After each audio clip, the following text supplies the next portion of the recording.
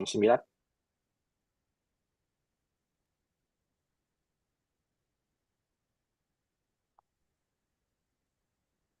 Shall we, that someone will centrally do the slides, Juliana, or we do from our machine? Sorry, I can't hear you clearly. What did you just say? Will somebody run the slides or we'll each do them from our machine? We'll do ourselves. We will do it ourselves. Okay. But Cool. if you want, I can share your slides. Yeah, that's all right. I'll do it from my end. All good. Okay. All good. And I think we also will start with a brief introduction of ourselves.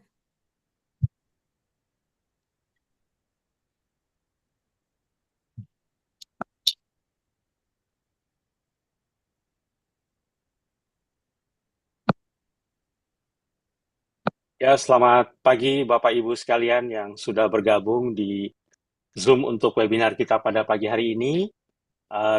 Kita masih menunggu peserta untuk bergabung di ruangan Zoom karena ada sekitar 400 peserta yang rencananya akan bergabung. Mungkin kita akan menunggu beberapa saat. Mohon kesediaannya untuk menunggu.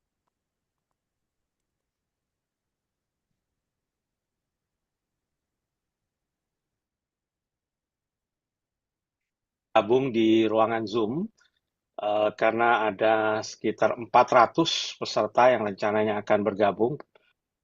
Mungkin kita akan menunggu.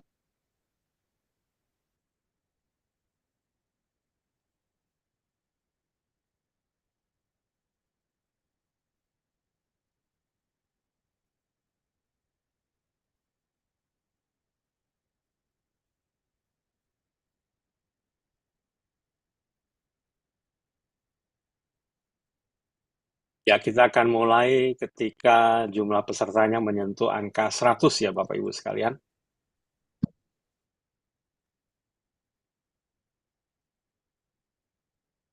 Baru mau pakai kantong. Ya, gampang.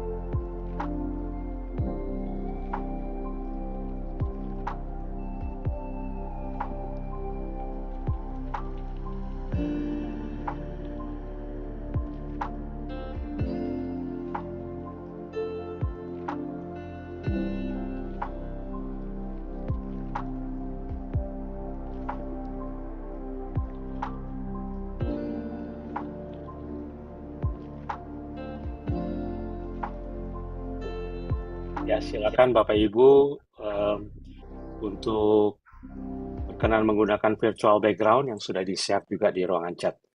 Baik, kita sudah sangat mendekati ke angka 100 peserta pada pagi hari ini, maka kita akan mulai saja kegiatan webinar kita pada pagi hari ini.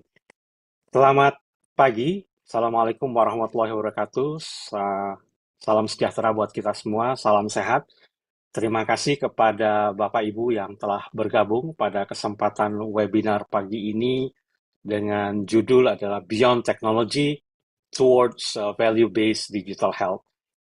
And also I would like to thank my colleague from Monash University, Faculty of Information Technology, Digital Transformation Group, Professor Chris Bain, Professor Juliana Sutanto, and Dr. Caddie, and last but not least, Professor Taufiq from Monash Indonesia, digital analytic expert.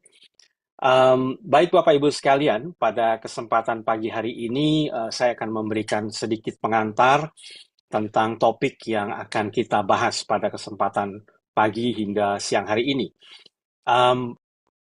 Pembicaraan tentang webinar ini dimulai ketika kami dari Forkomtiknas mengadakan pembicaraan awal dengan Profesor Juliana dan Profesor Chris Bain terkait bagaimana kita menerapkan teknologi yang bisa memberikan nilai tambah secara maksimal.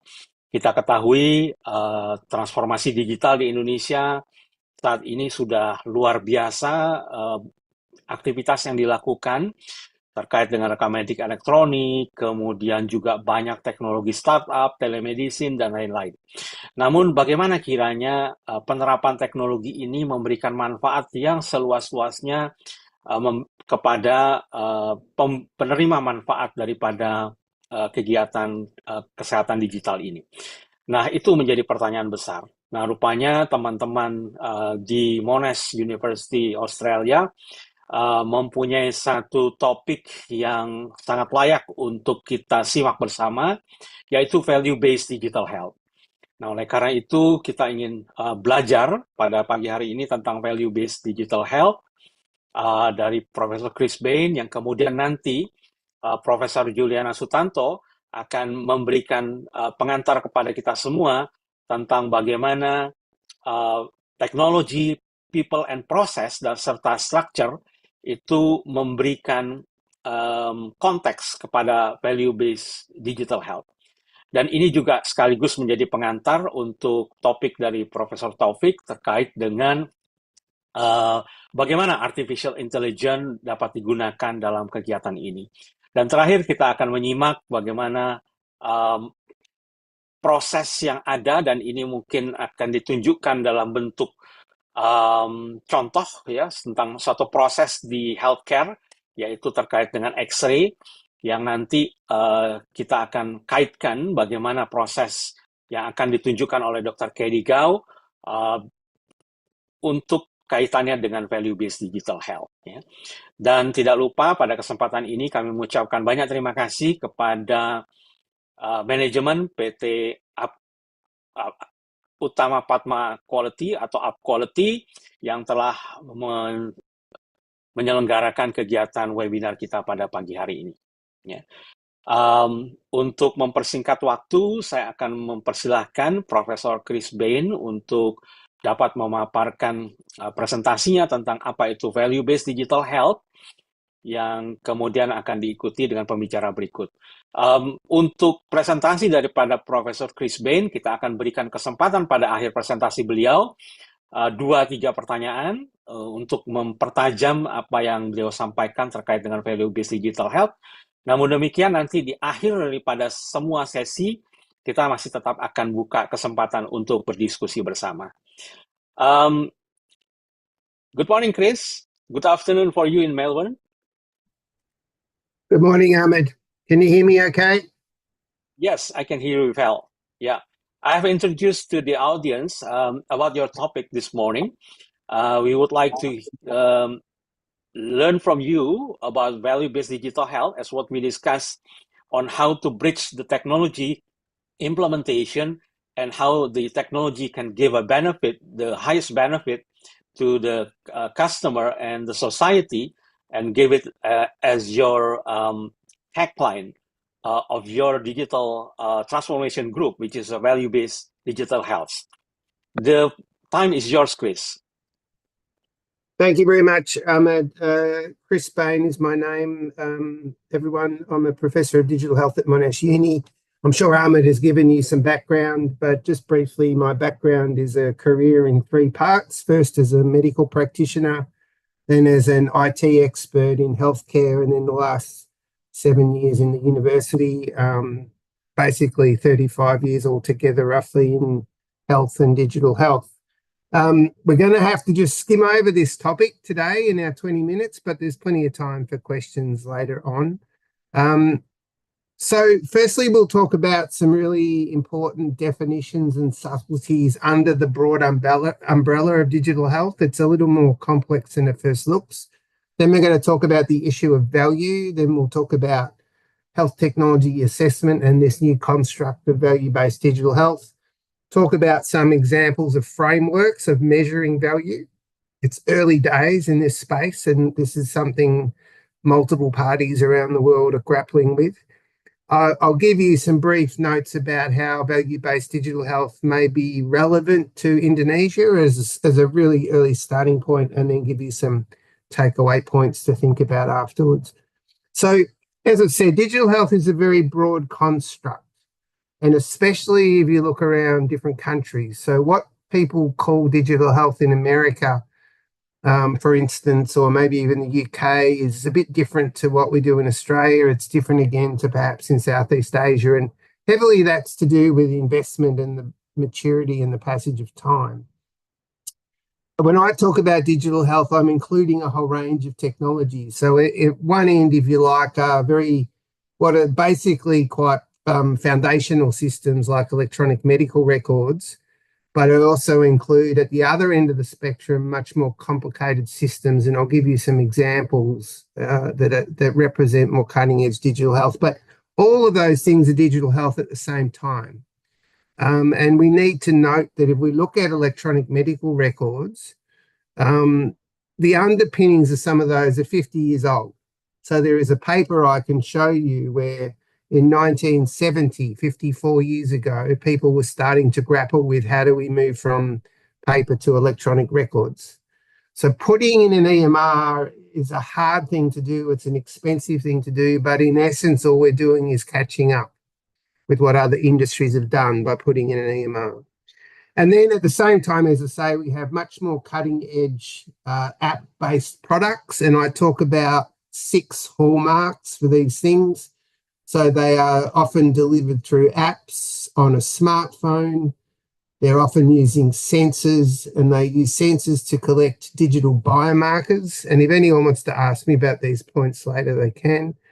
We use augmented intelligence, which can include AI, but other technologies to analyze and deliver those biomarkers and deliver capability to clinicians and patients and carers. And the sixth hallmark is that of patient empowerment, which is both a outcome of these cutting edge digital health solutions, but also a driver of more of them. And again, happy to talk through that later. And then if we explode out this more cutting edge end of the spectrum, and this is borrowing from ideas from the Digital Therapeutics Alliance in the States, we're actually talking about three layers of complexity, if you like, from really simple digital health solutions that are really to do with wellness, maybe how you sleep, maybe losing weight. And then in the middle are some that are much more digital medicine. They get into the treatment and diagnosis and monitoring space in a medical sense. And then right in the middle are digital health solutions we call digital therapeutics. And so I'll show you an example of a digital therapeutic a little later. There are quite a number of them. There's a lot of information about all this on the Digital Therapeutics Alliance website. So when we're talking about this issue of value-based digital health, we're talking about delivering value across multiple different types of technologies in multiple different ways into healthcare. So why should people care about value in digital health or having value-based digital health? Excuse me. So for those who are administrators or funders, you have a constant challenge of how much resource you have available. And that is in the setting of more and more need. So populations are growing, burden of disease is growing, even if countries like Indonesia is a good example, have handled historic conditions like poor birth outcomes, reduced span of life, infectious diseases. You're now having to manage more Western diseases like stroke and hypertension and diabetes and ischemic heart disease. So the burden of disease shifts. It doesn't go away, but it happens in an older age group. Patients and consumers should care about value, excuse my coughing, because either they're paying for these solutions out of their own pocket or their government is through tax money. So they have an interest in this. Clinicians and those providing care should have an interest, because part of the value we're trying to deliver is value to clinicians as well as value to patients and value to the health sector. And clinicians are also working under enormous stress, increasingly with this high burden of disease and aging populations.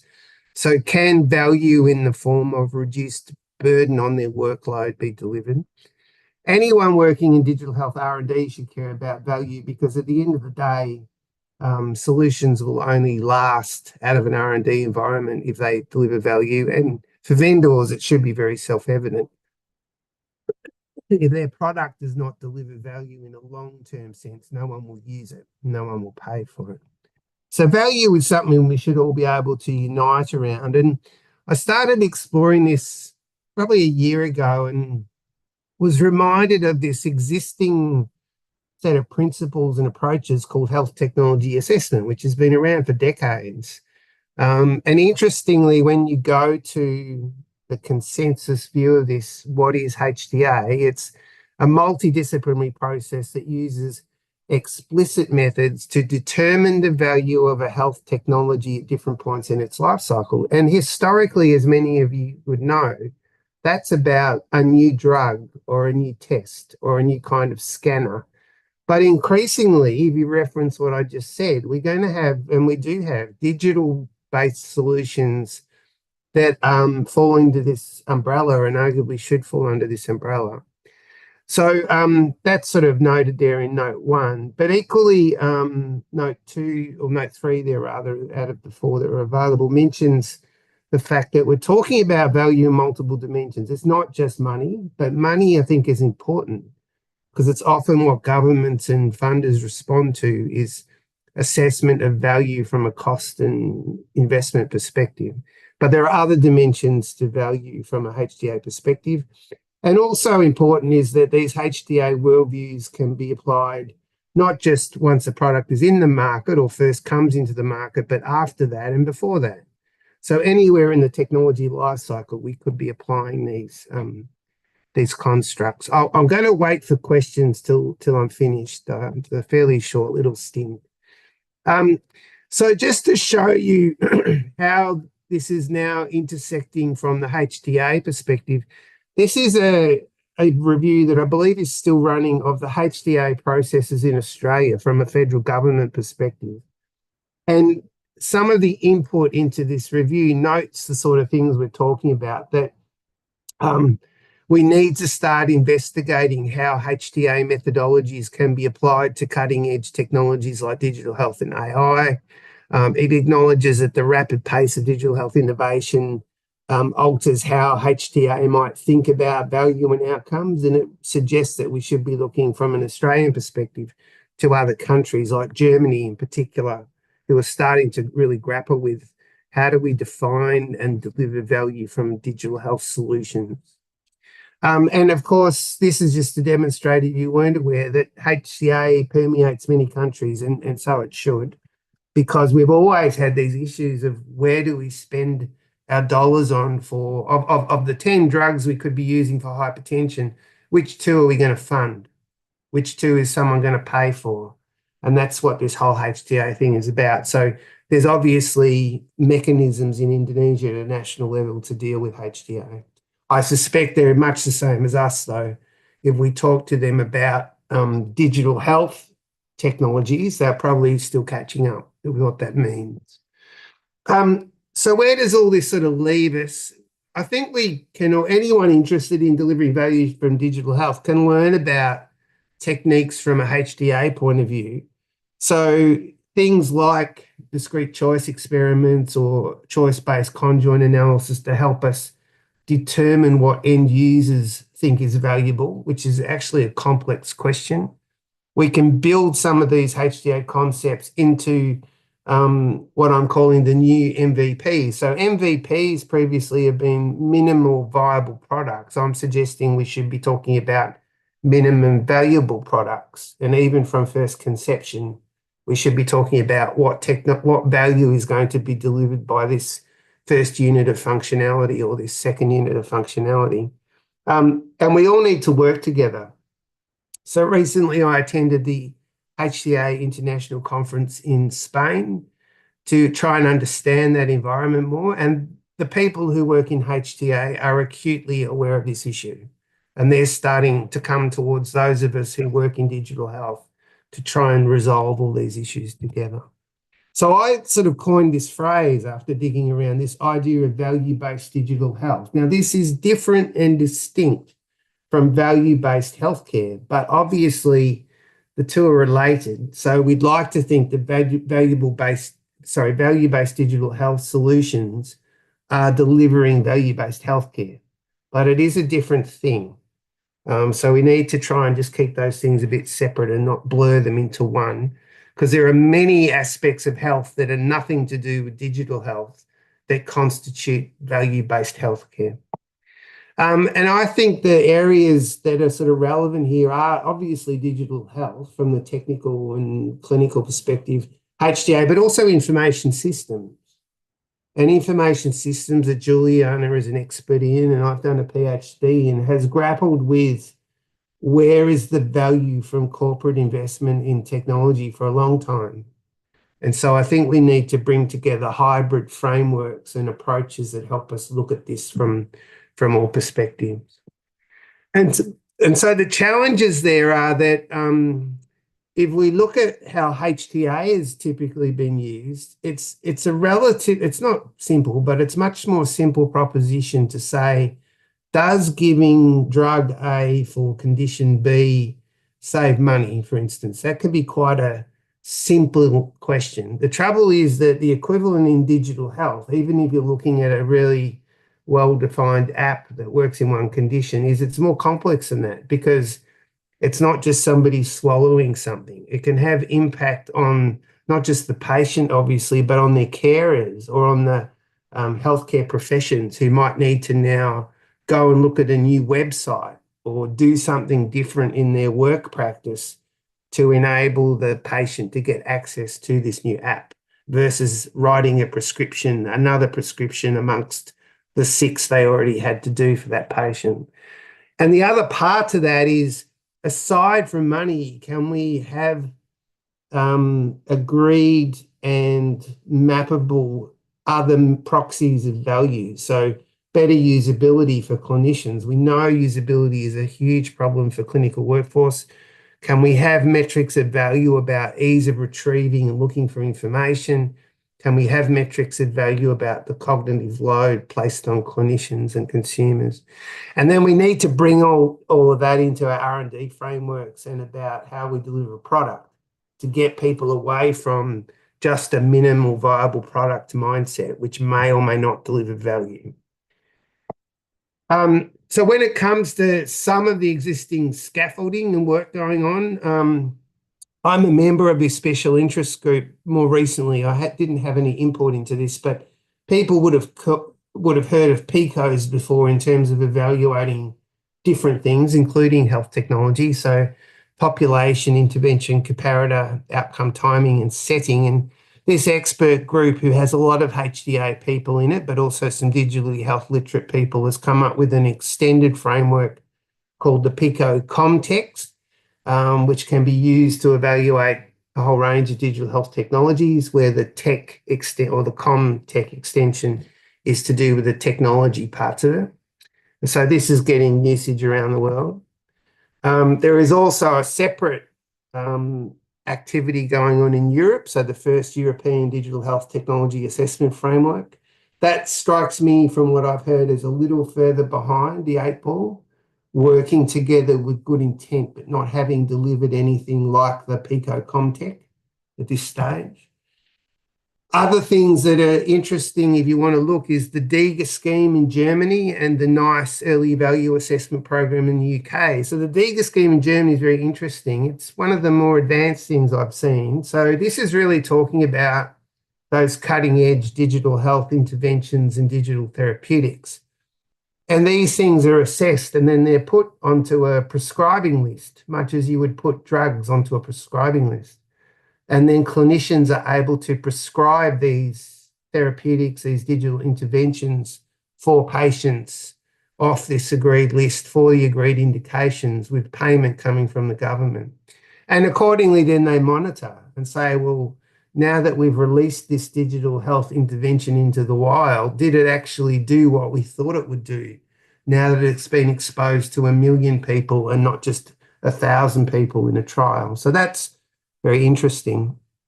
From our point of view, in our department that Juliana heads, we're looking at this value-based digital health program. We're trying to grapple with those issues I mentioned before about usability and its high to value, things like information chaos, and can these solutions reduce that, as well as we have to, looking at traditional health technology assessment outcomes like cost-effective analysis and cost-consequence analysis. But also as part of that then is clinical outcomes and markers of quality of life and disability adjusted life years. So we're grappling with all that literally as we speak. Just to try and bring it back into Indonesia for a minute. So these are World Health Organization statistics from Indonesia. And I'll draw your attention to the top causes of death. Things like stroke, ischemic heart disease, diabetes. If you flick down further, hypertensive heart disease, and even smoking, driving, COPD, talks to increasing number of deaths from Western lifestyle diseases. So if you can manage diabetes, improve diet, reduce weight, not smoke, then those top causes of death will be relatively reduced or diminished. So with that in mind, what might digital health and value-based digital health look like in Indonesia? Well, I literally just last week attended our national informatics conference, digital health conference. It's been running for about 25 years. And one of my colleagues, Professor Claire Sullivan, delivered a talk, and she's done a lot of work on EMR implementation and assessment.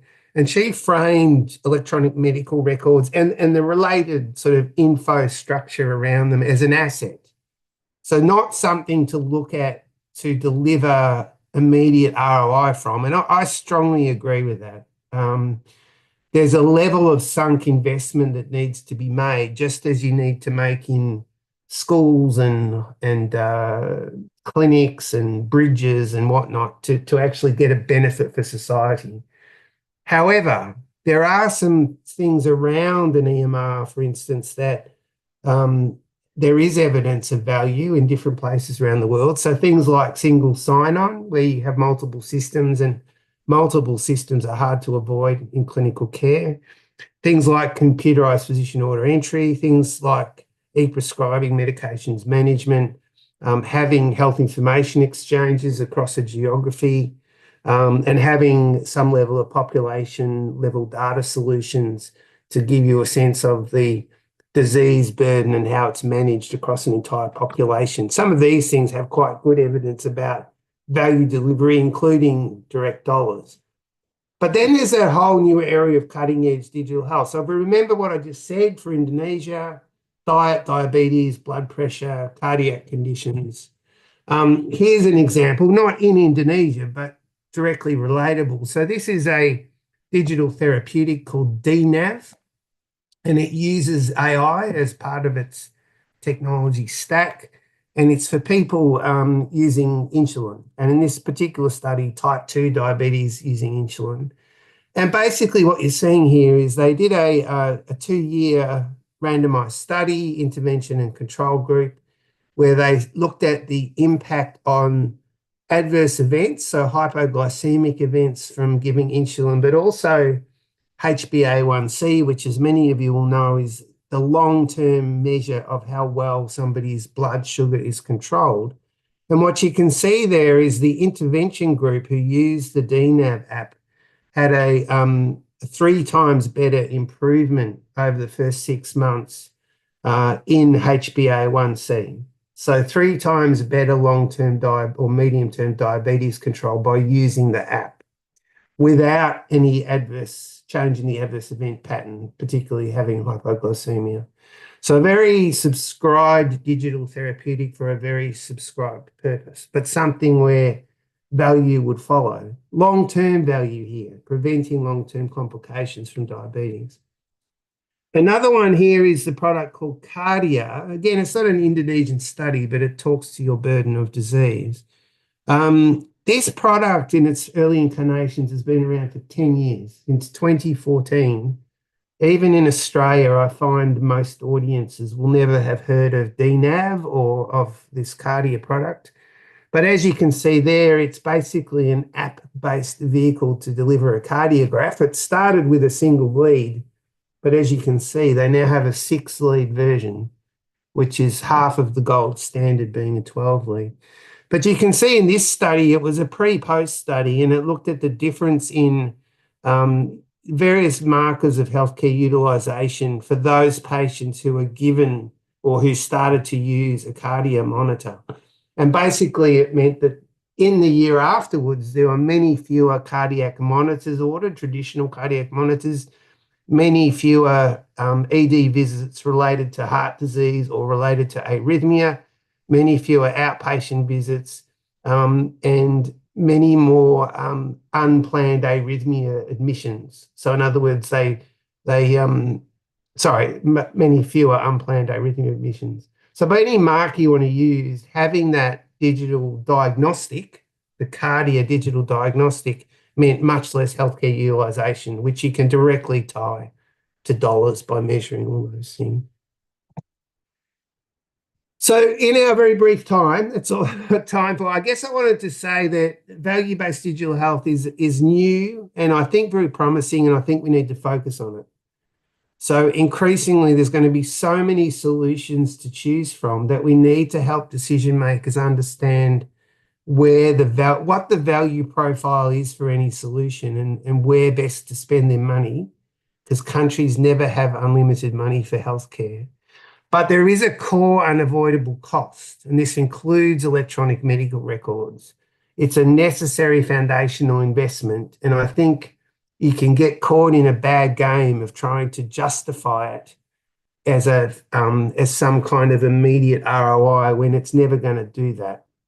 I think an example I use is, even in Australia, we still often celebrate an EMR implementation, which, to be fair, can be a very complicated 2-year project worth 50 million Australian dollars. But at the end of the day, it's actually no more than putting in a CT scanner. So we don't get excited about putting in a new CT scanner.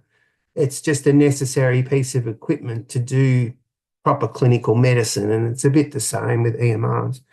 But the cutting edge of digital health will offer greater promise around value.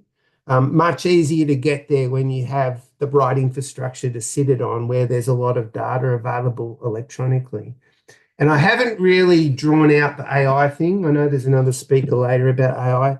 AI will challenge us even more. Both Caddie and DNAV have AI under the hood. I got a shock at our digital health conference last week. It is clear that already in a highly regulated environment like Australia, that there are AI assistants through ambient listening being used in clinics already. It's already happened. So they are listening to a patient and a doctor converse, and they are writing the clinical documentation on behalf of the doctor, who then checks it. So that's already happened, which I was a little surprised at. But the interesting thing is the next step then isn't far away. So you order the chest X-ray by talking to the AI. You ask for the last 3 blood sugar results by asking the AI. So those things we hope will provide value. Certainly in some dimensions they will, but we need to watch that space closely. So with that, I will stop. But I think we've got a few minutes for questions. I know there's a few questions have popped up. Thank you very much, Chris, for a very interesting presentation that brings me with a lot of questions, but I have to hold my questions because I want to give the opportunity to the audience to raise the questions to you. Ya, silakan Bapak Ibu sekalian, kalau ada pertanyaan, mohon bisa disampaikan langsung dalam bahasa Inggris. Silakan, saya tadi lihat ada yang raise hand tapi sudah turun lagi sepertinya. Mungkin ada yang bisa menyampaikan pertanyaannya secara langsung? Bisa tolong dibuka mic-nya? Can I have questions? Yes, please. Yeah, let me introduce myself. My name is Ira Bromasanti Rahmadevi. Actually, I'm going to be a student of Monash University of Indonesia. Yeah, I would like to ask you about value-based digital health.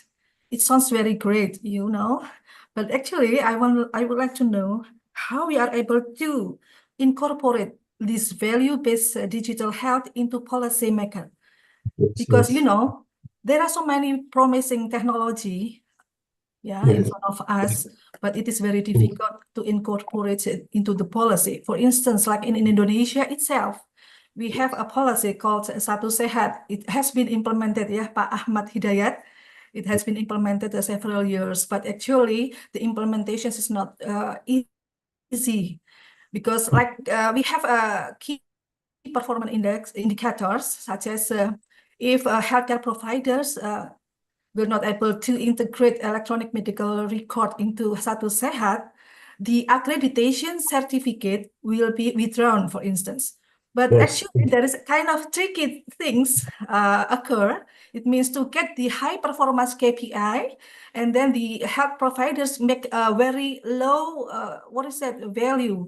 What I mean is that instead of posting 6,000 transactions, they only posting 6 transactions.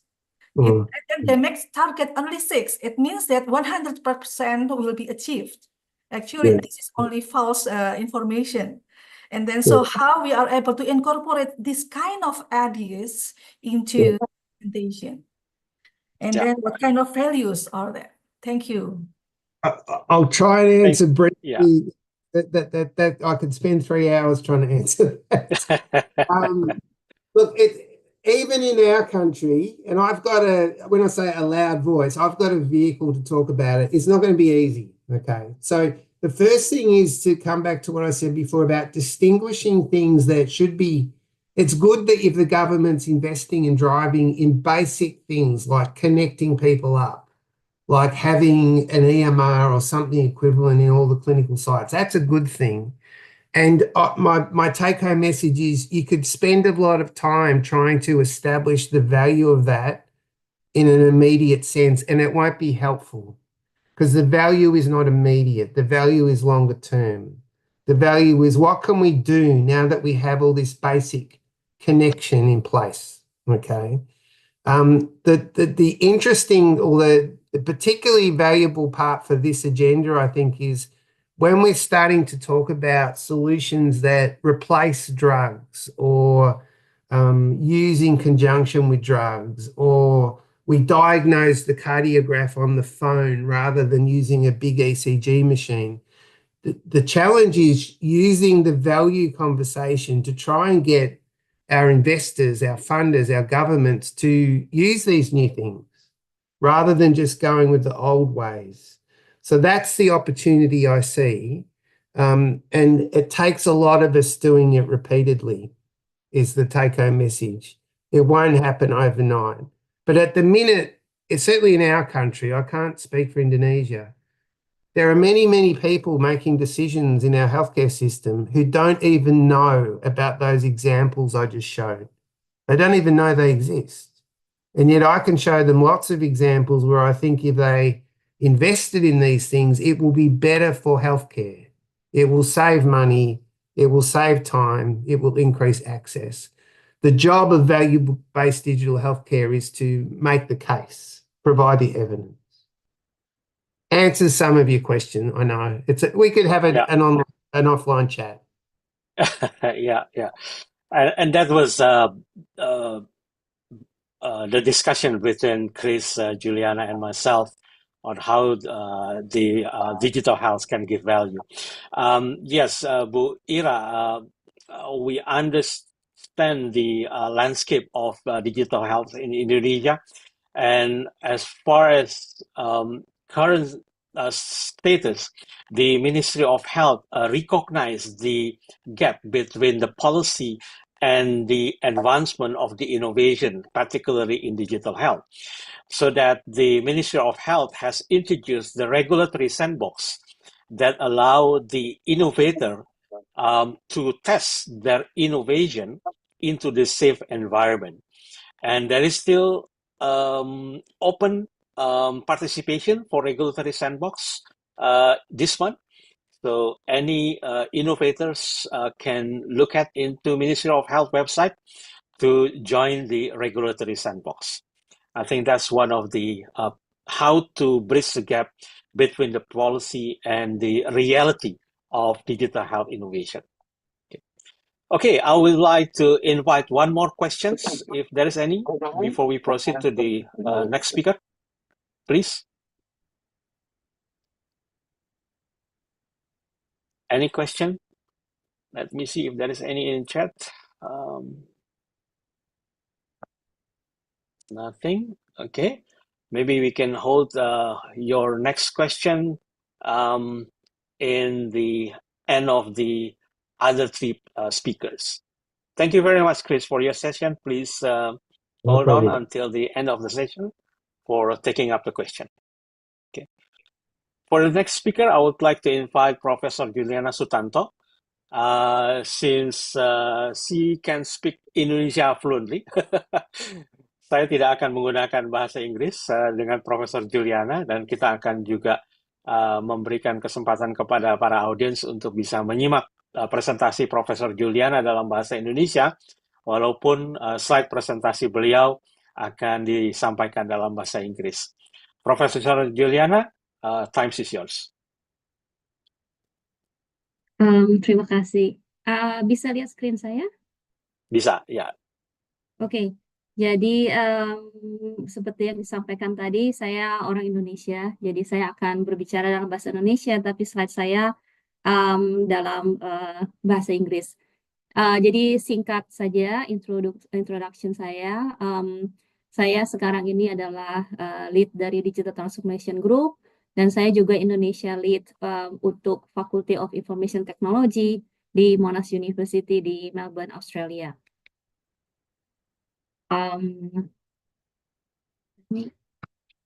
Oke. Nah, tadi kan Chris bilang mengenai EMR ya. Kemudian ada pertanyaan juga mengenai itu. Dan kebetulan saya sekarang lagi conclude my funded research project yang mengenai electronic medical record di Indonesia. Jadi saya mau sedikit sharing apa yang saya dan rekan-rekan saya found so far. Jadi ini kami interview sekitar 147 orang dari 13 rumah sakit, 2 tipe A, 4 tipe B, 6 tipe C, 1 tipe D. Nah, dan waktu saya mulai riset ini, dari pihak rumah sakit langsung mengatakan, oh kita sekarang sedang ada beberapa rumah sakit yang sudah punya sistem informasi manajemen rumah sakit (SIMRS), ada yang waktu itu masih dalam tahap implementasi. Jadi mereka rumah sakit itu tahapan SIMRS-nya itu bervariasi waktu kami interview mereka. Nah, yang kami dapatkan dari riset ini adalah kebanyakan pemikiran dari rumah sakit itu hanya berpusat ke teknologi itu sendiri, yaitu SIMRS. Tapi sebenarnya teknologi itu, terutama kita berbicara mengenai sistem informasi, itu ada systemic effect. Jadi systemic effect itu seperti ini. Jadi teknologi itu SIMRS itu akan berpengaruh terhadap proses. Dan kemudian ada juga pengaruh terhadap people. Dan bisa juga berpengaruh terhadap struktur dari rumah sakit itu sendiri. Dan yang saya lihat sepertinya terlalu berfokus ke teknologinya itu sendiri, tapi lupa dengan 3 aspek yang lain.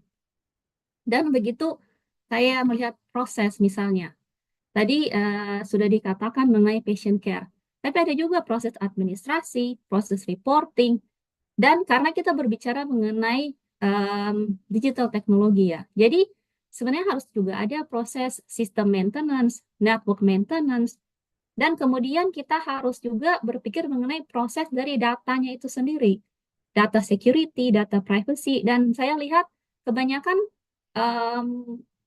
proses-proses ini tuh sepertinya belum ada di benak hospital. Kemudian kita berbicara mengenai people.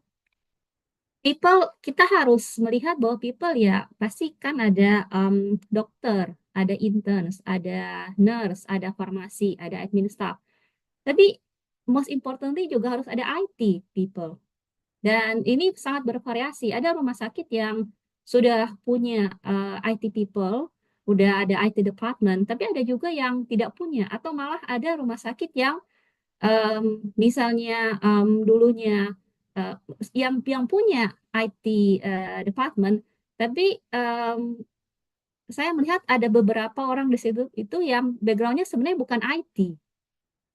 Jadi kalau kita berbicara mengenai digital, itu sangat penting untuk kita punya in-house IT people. Karena apa? Karena tadi proses tadi, balik ke proses, mereka harus melakukan maintenance, bukan hanya implementasi, tapi juga maintenance. Dan kemudian ini juga bisa berpengaruh terhadap struktur dari rumah sakit itu, manajemen struktur atau operational struktur. Bisa juga ini mengubah kultur dari rumah sakit itu, kultur dari record keeping misalnya. Jadi menurut saya ini harus dilihat secara sistematik. Ini systemic effect. Dan kalau kita melihat 4 boxes ini dan kita reflect on 4 boxes ini dan kita tidak hanya berfokus ke teknologi, maka interaksi dari 4 boxes itulah yang akan generate value, yang akan create value, yang akan enhance value. Dan tadi saya mengatakan SIMRS sebagai teknologi. Sebenarnya findings dari lapangan itu bahwa bukan hanya SIMRS itu software-nya, tapi harus ada hardware-nya juga, dan itu berpengaruh terhadap proses. Misalnya di satu ruangan ada berapa komputer yang bisa dipakai? Apakah SIMRS itu hanya bisa dipakai di komputer dalam ruangan? kalau hanya bisa dipakai di komputer dalam ruangan, berarti kan harus cukup jumlah komputer ya untuk dipakai oleh perawat, oleh dokter yang di ruangan itu.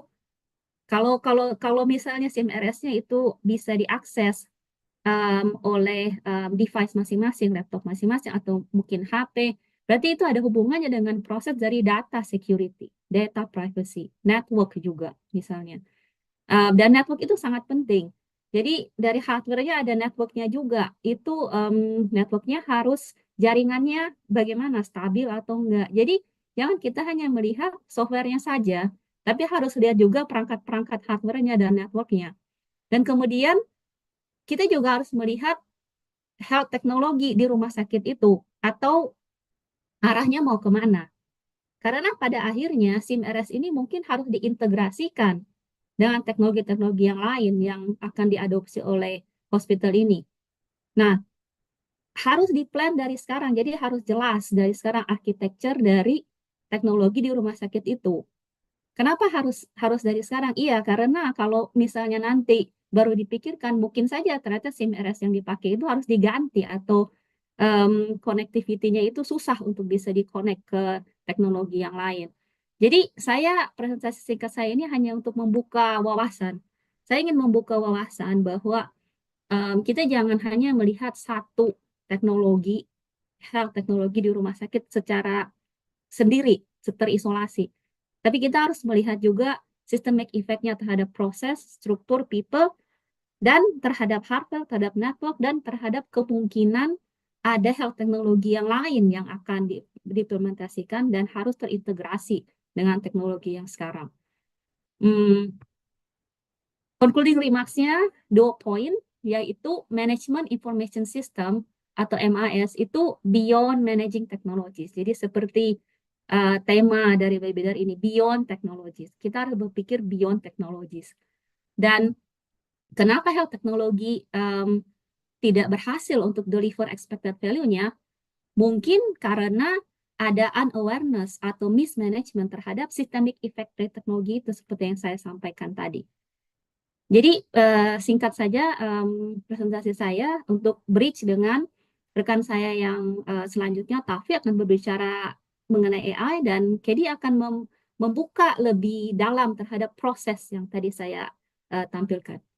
Terima kasih. Terima kasih Prof. Juliana, luar biasa.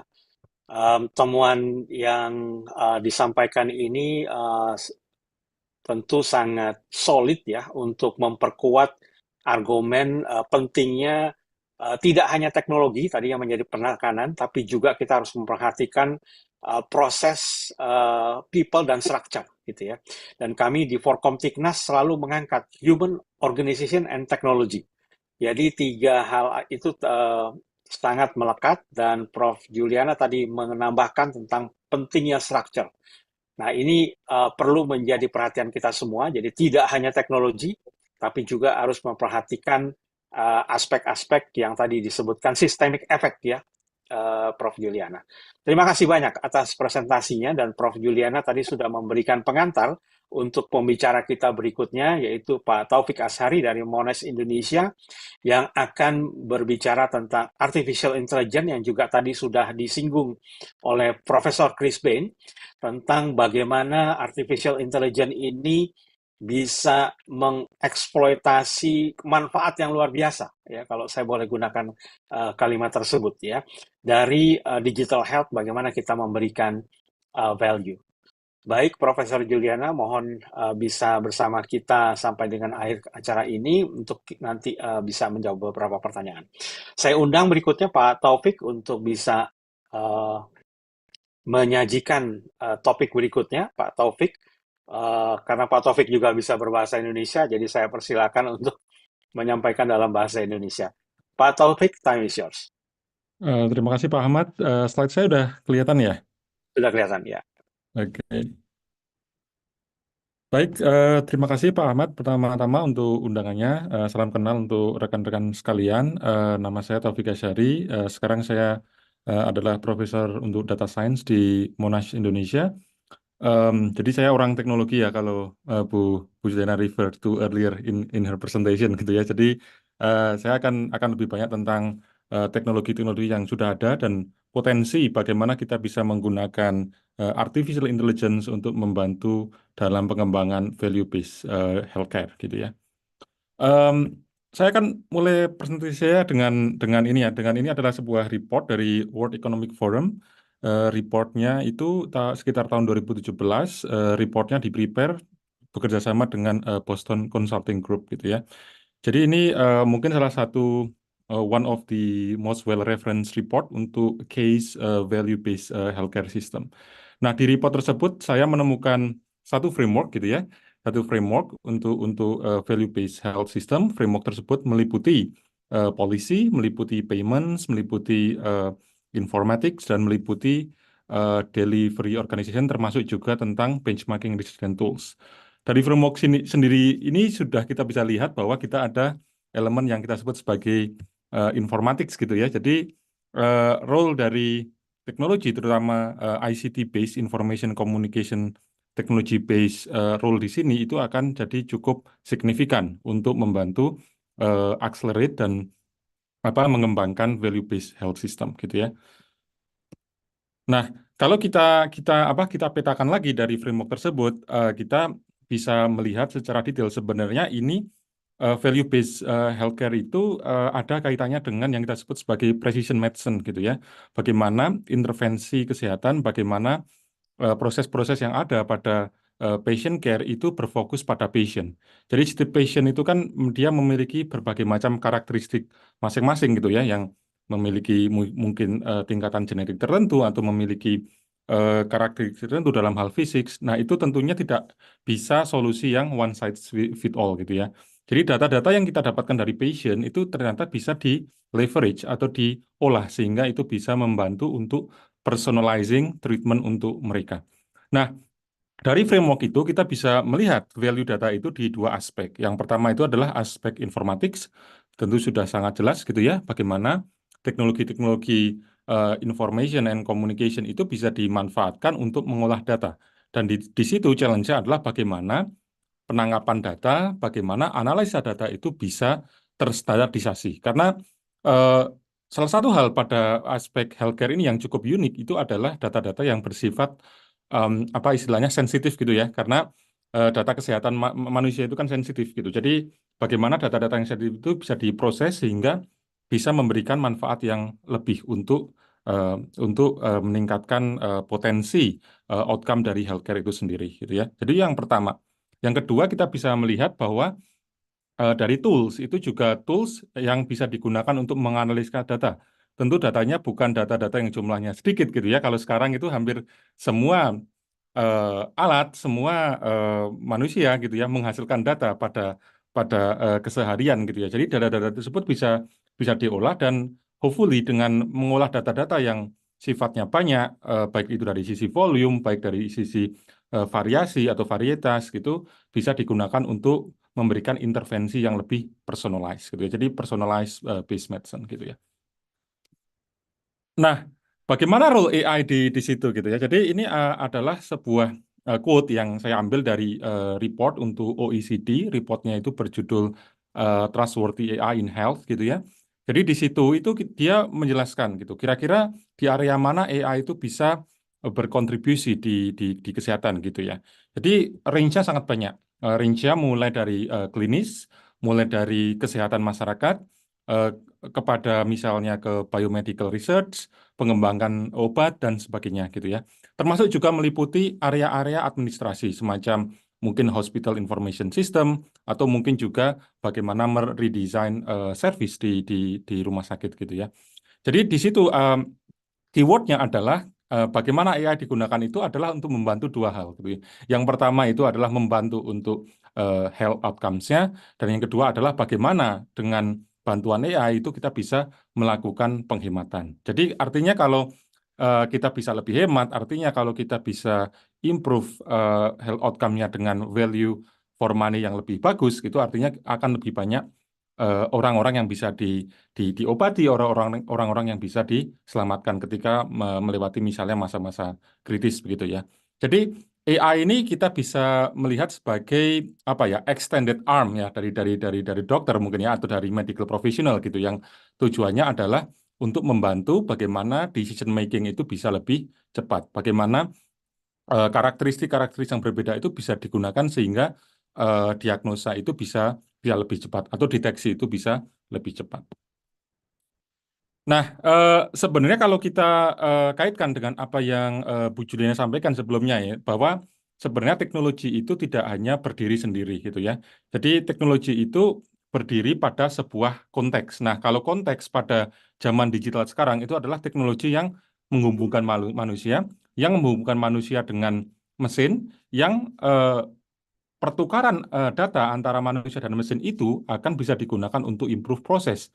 Nah, di situ adalah role AI untuk membuat bridging antara manusia, antara mesin yang menghasilkan data. Nah, apa sih kegunaan semuanya itu? Ya, semuanya itu nantinya pada akhirnya akan digunakan untuk improving proses. Jadi dalam konteks kesehatan mungkin akan improve proses untuk treatment misalnya, atau improve proses untuk misalnya allocating resources misalnya di rumah sakit dan sebagainya gitu ya.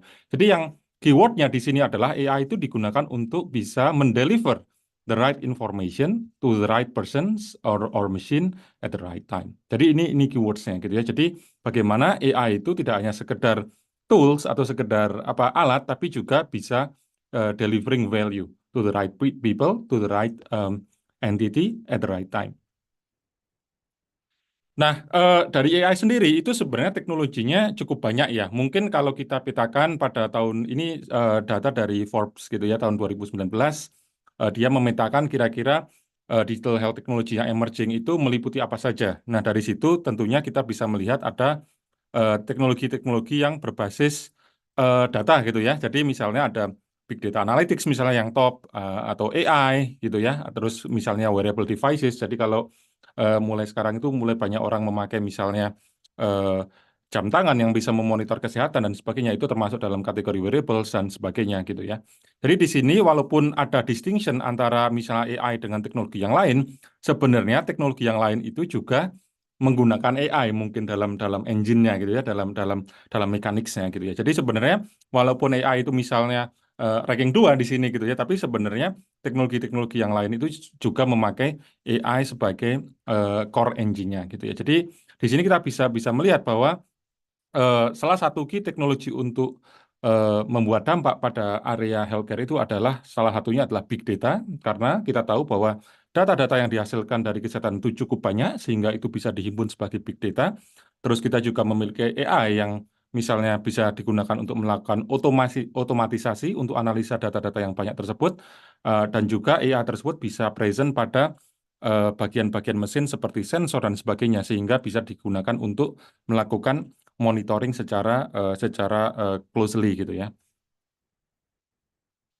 Nah, AI sendiri sebenarnya apa sih gitu ya, kalau kita petakan gitu ya. Jadi AI itu keywordsnya itu meliputi misalnya sebuah sistemnya itu yang artificial ya, artinya bukan sistem yang natural gitu ya, sistem yang dibuat oleh manusia sehingga sistem tersebut bisa memiliki sebuah intelligent behavior yang bisa melakukan analisa terhadap lingkungan dan melakukan aksi.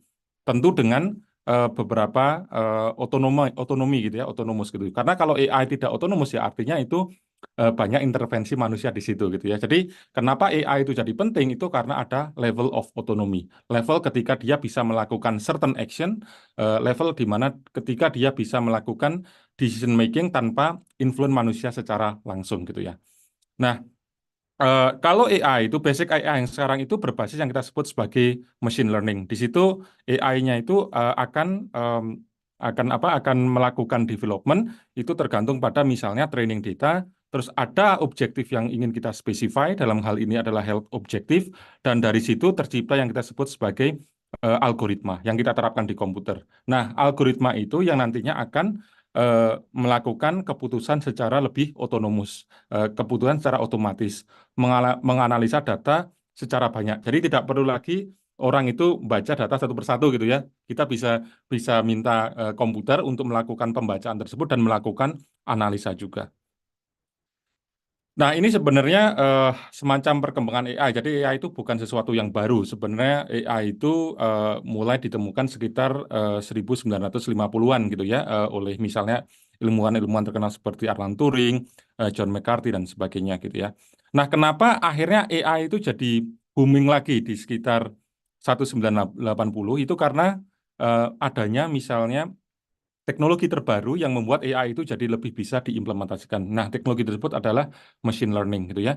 Jadi machine learning ini adalah AI yang spesifik development-nya itu berbasis pada data gitu ya. Jadi kalau AI sebelumnya itu bisa didevelop oleh data, oleh misalnya model-model yang bersifat fisika dan sebagainya. Tapi kalau tahun 1980-an itu AI-nya itu mulai berfokus pada development yang berbasis data gitu. Nah, itu juga possible karena juga ditemukan misalnya komputer yang lebih kuat, misalnya memori yang lebih banyak dan sebagainya.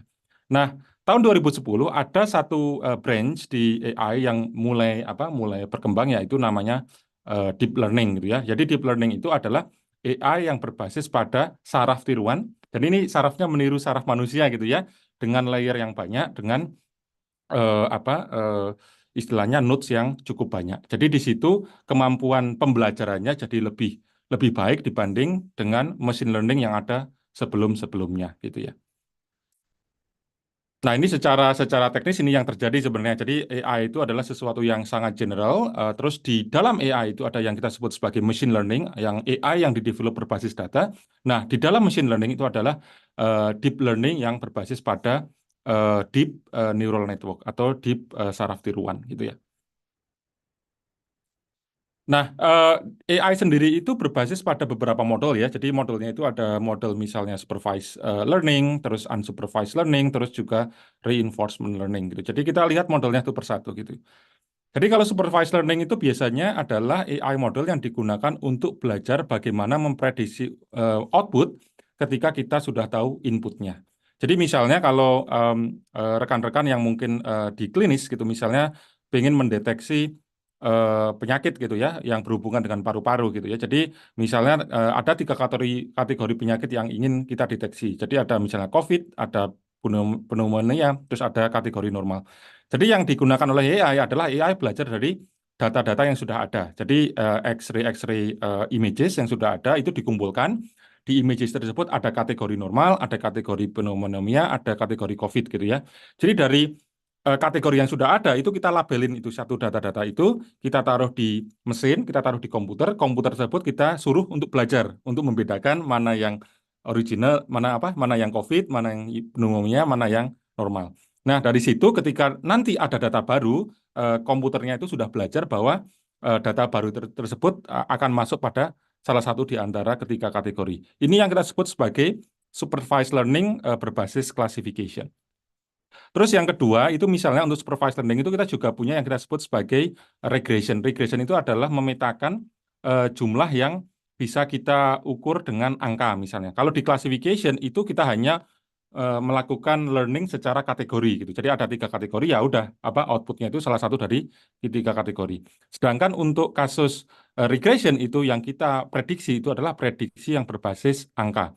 Jadi ini salah satu ilustrasi ya. Ini bisa teman-teman lihat di mana di link ini gitu ya. Jadi di sini kita bisa melihat di sumbu X ini kita bisa lihat jumlah kopi tiap hari, terus di sumbu Y itu resiko terhadap tekanan darah gitu ya. Nah, di sini ada dua garis gitu ya. Garis pertama itu adalah case untuk misalnya non-smoker atau orang yang tidak merokok.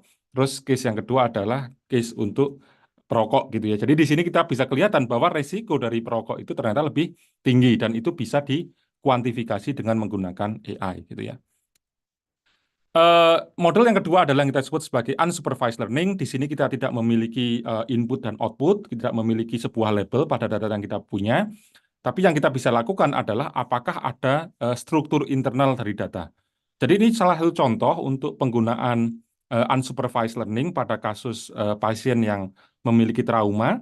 Nah, dari data-data yang didapatkan dari traumatic pasien tersebut ada data-data secara fisik, ada data-data dari sisi psikologis gitu ya. Jadi data-data tersebut bisa dipetakan kira-kira pasien mana yang akan have a better chance untuk recover secara lebih cepat. Jadi di situ bisa dilakukan yang kita sebut sebagai unsupervised learning untuk melakukan distinction antara patient yang punya karakteristik akan lebih sembuh cepat sama patient yang mungkin resiko sembuhnya itu agak lebih lambat gitu ya. Terus yang ketiga mungkin yang rekan-rekan mungkin sering jumpai ya, misalnya di kasus pengobatan di kedokteran gitu. Jadi ketika misalnya ada sebuah pasien memiliki kondisi-kondisi tertentu, itu tentu ada semacam rekomendasi, misalnya bisa berbasis obat, bisa berbasis pengubahan pola hidup dan sebagainya macam gitu ya. Nah, reinforcement learning itu sebenarnya terjadi pada proses itu, yaitu karena ada misalnya semacam rekomendasi untuk melakukan perubahan pada pasien tersebut melalui obat atau melalui perubahan style gaya hidup gitu ya. Nah, di situ hasilnya itu bisa diukur gitu ya. Jadi hasilnya itu bisa diukur baik dari sisi aspek-aspek fisik, baik dari sisi misalnya detak jantung dan sebagainya macam. Nah, di situ itu akan mempengaruhi treatment selanjutnya gitu ya. Jadi ketika hasilnya tersebut bagus, ya nanti itu akan rewardnya bagus, yang artinya treatmentnya itu bisa dilanjutkan. Tapi kalau hasilnya tidak bagus pada beberapa hal, tentu treatmentnya harus diubah. Jadi proses di mana melakukan otomatisasi terhadap intervensi tersebut itu kita bisa relay pada yang kita sebut sebagai reinforcement learning. Jadi reinforcement learning ini sangat close ya kalau kita bicara tentang value based healthcare ya, karena di situ ada value yang ingin kita optimalkan, di situ ada value yang bisa kita ubah secara strategi, secara intervention strategi. Nah, ini sebagai mungkin last part of my presentation itu saya akan coba memperlihatkan misalnya dua kasus di mana AI itu bisa digunakan dan bagaimana istilahnya potensi-potensinya. Jadi yang kasus pertama itu adalah untuk diagnosa gitu ya. Jadi salah satu mungkin interest di riset saya yang kebetulan juga ada satu mahasiswa S3 saya mengerjakan itu adalah melakukan imaging untuk neurologi ya, untuk otak gitu ya. Jadi di situ tentunya kalau kita melihat prosesnya itu biasanya ada semacam clinical decision support yang berlanjut pada penggunaan tool misalnya scanner gitu ya. Terus bisa menghasilkan data dari scanner tersebut, terus dari data tersebut kita melakukan analytics, dan dari analytics itu kita bisa mendeteksi apakah ada masalah terhadap otak pasien tersebut gitu ya. Dan dari situ kita bisa arrive pada yang kita sebut sebagai clinical decision gitu ya. Nah, di sini tentunya yang kita bisa rely itu adalah misalnya menggunakan data-data yang berbasis MRI gitu ya. Jadi di MRI itu ada dua tipe. Yang tipe pertama itu adalah structural MRI yang terdiri dari komponen-komponen yang ada pada otak. Dan yang kedua itu adalah functional MRI yang mengcapture misalnya tipe-tipe perubahan di otak karena misalnya aktivitas gitu ya. Jadi ini salah satu ilustrasi, misalnya yang pertama itu tentang struktur dari otak sendiri yang ditangkap oleh MRI. Yang kedua adalah struktur dari otak yang ditangkap ketika ada aktivitas tertentu yang dilakukan oleh patient gitu ya. Nah, dari situ kita bisa nih mengumpulkan data ini dalam jumlah banyak sehingga data tersebut nanti bisa digunakan untuk mendeteksi misalnya kasus stroke gitu ya. Jadi eh, kita bisa memetakan, bisa mengkategorikan bagian-bagian mana yang punya behavior normal, bagian-bagian mana yang punya eh, kasus stroke gitu ya. Jadi image analysis bisa digunakan untuk melakukan misalnya tracking terhadap apa yang terjadi pada pasien yang punya resiko stroke gitu ya. Nah, sebenarnya kalau dari AI-nya sendiri, modelnya seperti ini. Kita mulai dari koleksi gambar tentang pasien yang memiliki riwayat stroke, pasien yang normal gitu misalnya gitu ya. Karena kita perlu data normal untuk melakukan perbandingan, untuk melakukan benchmarking. Dari situ kita olah datanya, dan dari data yang kita olah kita bisa taruh di sebuah machine learning model. Jadi dalam kasus ini modelnya itu berbasis neural network. Nah, dari model tersebut kita bisa melakukan klasifikasi apakah misalnya ada problem masalah tumor atau infraction atau hemorrhage gitu ya. Jadi di situ kita bisa melakukan pemetaan berbasis pada data-data banyak yang kita bisa dapatkan dari klinis gitu. Nah, Apa sih janji dari AI tadi gitu? Ya, ini bukan hanya sekedar klaim ya, tapi beberapa organisasi sudah mengukur kegunaan dari AI tersebut, terutama untuk kasus-kasus di neuroscience gitu ya. Jadi pada sebuah kasus tadi yang dilakukan oleh pemerintah UK, penggunaan AI itu bisa mengakselerasi research pada orde bulan atau tahun gitu ya. Terus misalnya ini ada salah satu trial juga oleh Philips di Belanda gitu ya, dia juga bisa melakukan diagnosa itu dengan cepat itu pada faktor 3 kali lipat lebih cepat gitu ya. Dan yang terakhir penggunaan AI misalnya ditambah dengan misalnya data-data yang bervariasi mulai dari MRI, EECG dan sebagainya itu bisa eh, mengempower neurologis untuk bisa melakukan deteksi yang lebih cepat dan lebih precise untuk pasien dengan demensia gitu. Nah, untuk case study yang kedua, saya akan bicara tentang telehealth. Ini kebetulan juga berbasis pada beberapa proyek yang saya terlibat sebelumnya. Jadi salah satu ya, Ya, silakan Pak Taufik. oh ya. Baik, jadi salah satu yang cukup menarik ya untuk kasus telehealth itu adalah ini misalnya ini salah satu trial pertama yang dilakukan di Cina untuk melakukan remote surgery. Jadi di sini kita bisa lihat bahwa ada seorang dokter yang beliau itu eh, berada 30 miles ya, 30 miles dari tempat di mana pembedahan secara fisik itu terjadi gitu. Jadi yang beliau lakukan ini kan seperti main game ya, apa namanya memindahkan alat-alat kedokteran itu dari eh, dari jarak yang cukup jauh. Jadi dari sini ini kita bisa lihat bahwa AI misalnya digunakan dengan misalnya teknologi pendukung seperti 5G bisa digunakan untuk misalnya melakukan telehealth ya. Jadi ini tentunya saya tahu ini mesti dari teman-teman kesehatan punya banyak concern ya, bagaimana misalnya infrastrukturnya tidak mendukung atau bagaimana misalnya ketika tiba-tiba terjadi network outages dan sebagainya. Tentu memang masih masih banyak hal yang harus difikirkan ya dari sisi infrastruktur ya. Tapi eh, ini sebenarnya trial ini adalah mendemonstrasikan di mana AI dan pendukung teknologi itu bisa memiliki potensi yang cukup besar gitu ya. Terus juga misalnya untuk kasus yang terjadi di Indonesia ini kebetulan salah satu proyek yang sedang kita kerjakan dengan Bu Juliana juga dan teman-teman dari Medsense gitu ya di Indonesia. Kita coba petakan gitu misalnya akses point di Indonesia dan bagaimana mereka bisa mengakses medical atau health knowledge gitu ya dari sisi geografi gitu. Dari di sini kita bisa petakan bahwa memang salah satu challenge untuk penerapan AI di dalam konteks mungkin negara seperti Indonesia yang cukup cukup luas itu adalah salah satu yang kita sebut sebagai digital gap gitu ya antara satu tempat dengan tempat yang lain. Jadi mungkin kalau kita lihat mungkin beberapa tempat yang infrastrukturnya sudah cukup lengkap itu tentunya akan lebih mudah untuk bertransformasi secara digital. Tapi bagi tempat-tempat yang mungkin aksesnya itu masih cukup cukup sulit itu tentu eh, akan eh, akan punya banyak challenge ya untuk melakukan implementasi tersebut gitu. Nah, salah satu yang kita lakukan itu adalah kita misalnya untuk mendistribusikan knowledge ini kita mencoba mengeksplorasi kemampuan dari ChatGPT ya. Jadi ChatGPT itu salah satu generative AI platform yang cukup banyak digunakan oleh masyarakat zaman sekarang ketika misalnya kita tidak tahu sesuatu hal kita tanya ChatGPT. Nah, kita mencoba menganalisa apakah ChatGPT itu bisa membantu dalam konteks telehealth dan medical education gitu ya. Jadi kita di sini melakukan beberapa eksperimen, misalnya untuk ini salah satu contoh eksperimennya ya, ini very very simple gitu ya. Jadi misalnya untuk perhitungan indeks massa tubuh atau BMI. Jadi di sini kita bisa melihat apakah ChatGPT itu melakukan respon secara reliable atau tidak gitu ya.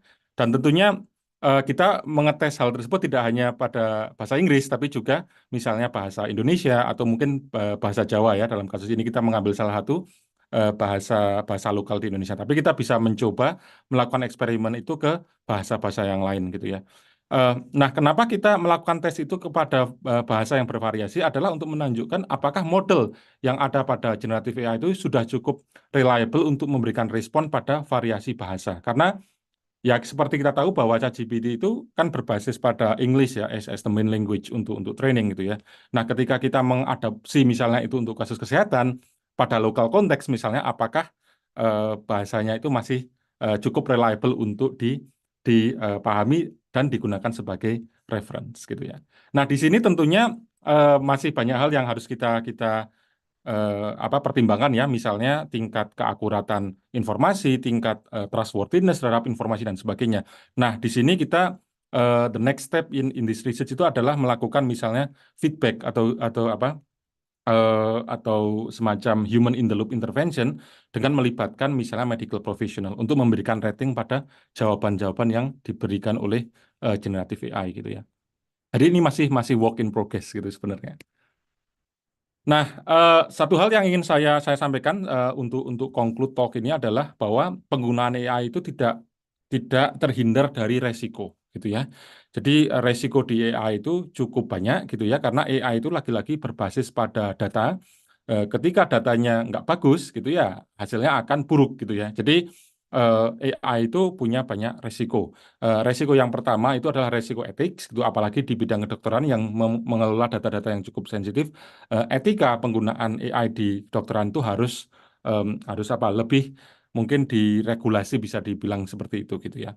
Em, Terus juga mungkin resiko dan consideration itu akan bervariasi antara satu tempat dan tempat lain. Misalnya definisi privacy di Barat dan di Indonesia itu mungkin definisi privacy cukup cukup berbeda gitu ya. Karena kalau di Indonesia itu kan em, privacy itu masih ada sisi komunalnya gitu ya. Jadi ada elemen di mana data-data itu sebenarnya bagi kebanyakan orang itu cukup happy untuk share dengan immediate family misalnya.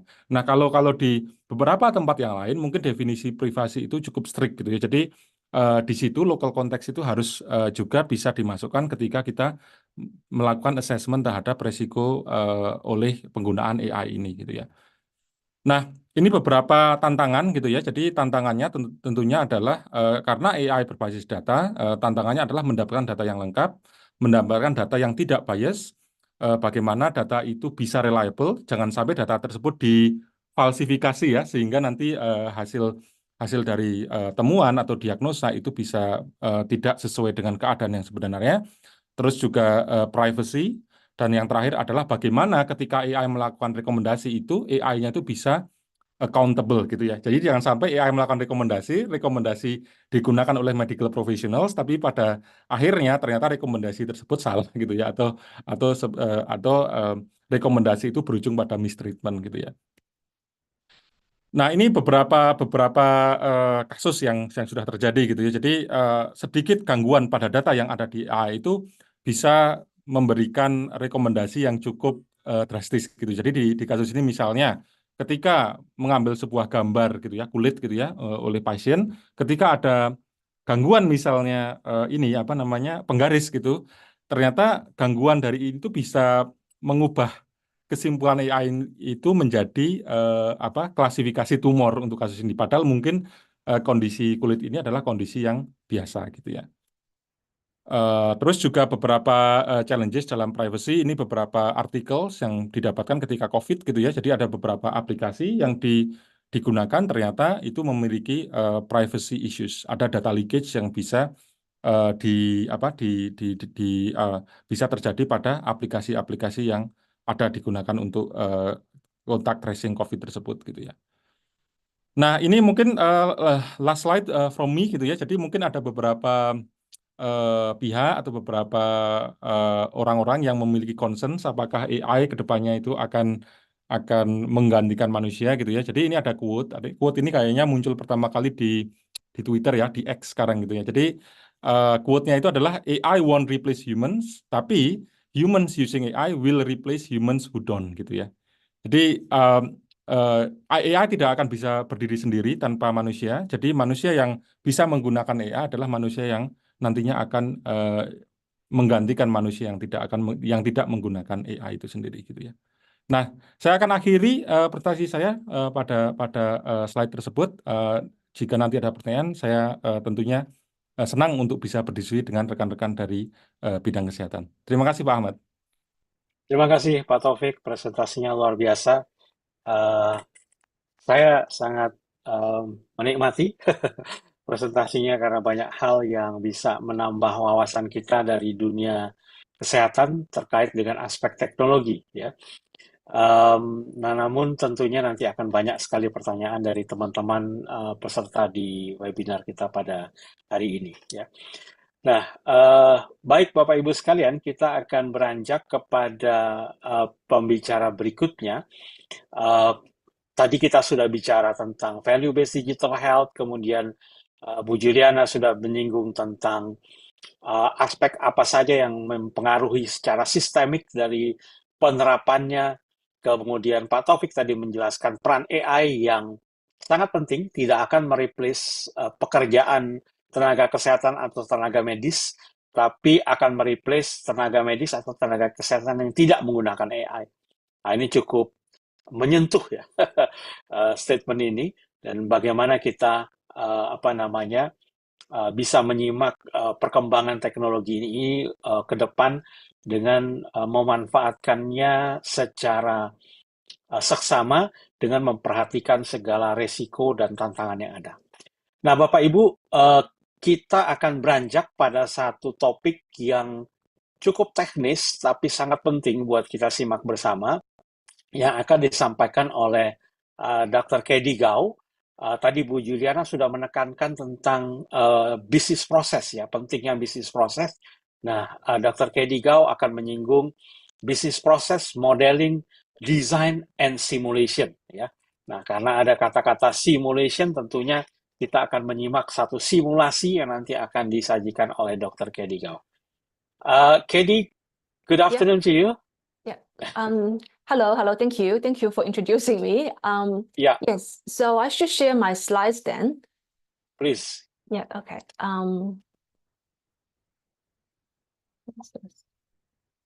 Okay. Can you guys see that? Yes, we can see it. Yeah. Okay. So let's show the slide. Okay. Yeah, thank you. Thank you for having me. So my name is Caddie Gao, and I'm the course director of the Master of Business Information Systems here at the Faculty of IT, Monash University. So what I'm going to present today is part of our Master of Business Information Systems coursework.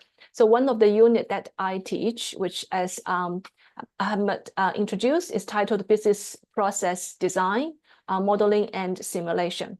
So obviously, it's a very important part about, in business information systems, about business process management, improvement, and design. And it's applicable to all the industries and to all organizations. So today I'm only going to present one example, which is about process improvement in healthcare. And this is an illustration of improving the X-ray process at a county hospital. So as I said, this is part of the coursework teaching. So usually we have 12 weeks to talk about that. So because I only have about 1 hour, so I'll just give you a very quick overview of what this business process design is all about.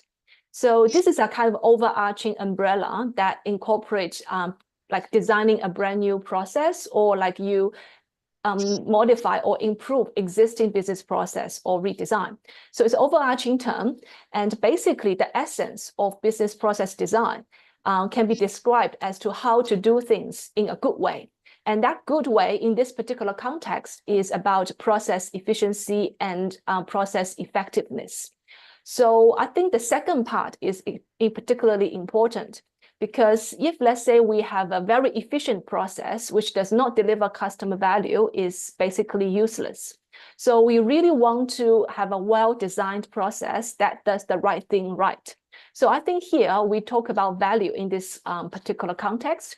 And the way we define the value probably is a bit more traditional business information system oriented, is we basically talk about the value is defined from the customer's perspective.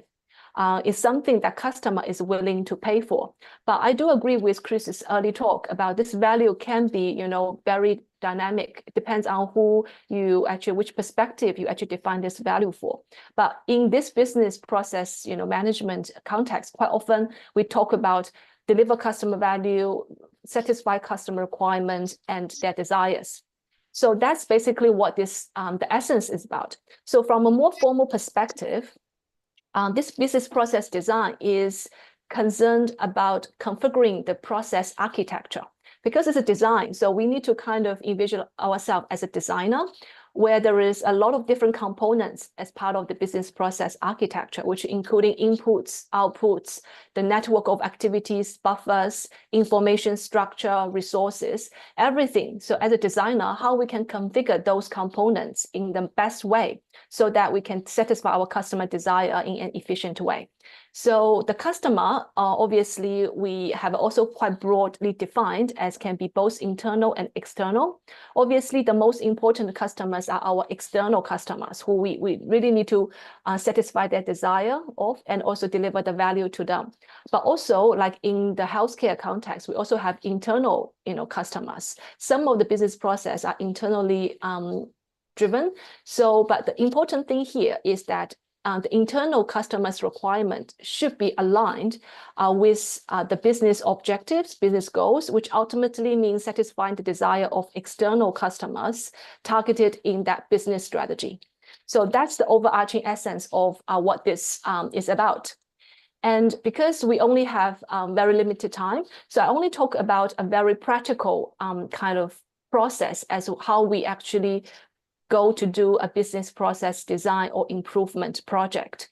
So on the practical level, there is mainly 5 kind of steps.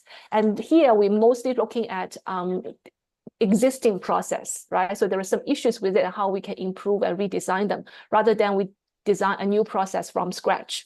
So the first step is kind of identify the business need. So what's the problem? So obviously there will be some issues that might be you identify from your customer complaints or from your employees, suggestions. So you have some kind of motivations and reasons for improving and designing a particular business process. Then the second part is we start with the modeling. And this is what we call the model as is process. So as is basically means the current business process.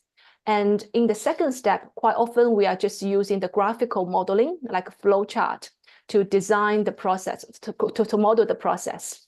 And basically, when we model the process, we can't really be exactly the same as the real process. What we want is to really capture the essence of a certain part of the process or the reality. And then we put down into that graphical model so that it's a faithful representation of that aspect of the real world. And also part of this process improvement design and analysis is we call quantitative and evidence-based. So we also need to think about what data to be collected, right? So we need to really fill in the parameters so that we can do some quantitative and meaningful analysis to really identify the gap and how to improve them. And the second step, this kind of a graphical model is kind of like a blueprint that we are going to use to translate that into the third step, which is a simulation modeling. So later on, I'm going to show you a particular piece of simulation software that we use for simulating business process. Here, actually, it's a very sophisticated software where you can actually put in all the parameters that you collected, and you can see the animations, how the process really flows, and you can even visually see where the bottleneck is. And also automatically, once the simulation is run, you can see the performance metrics.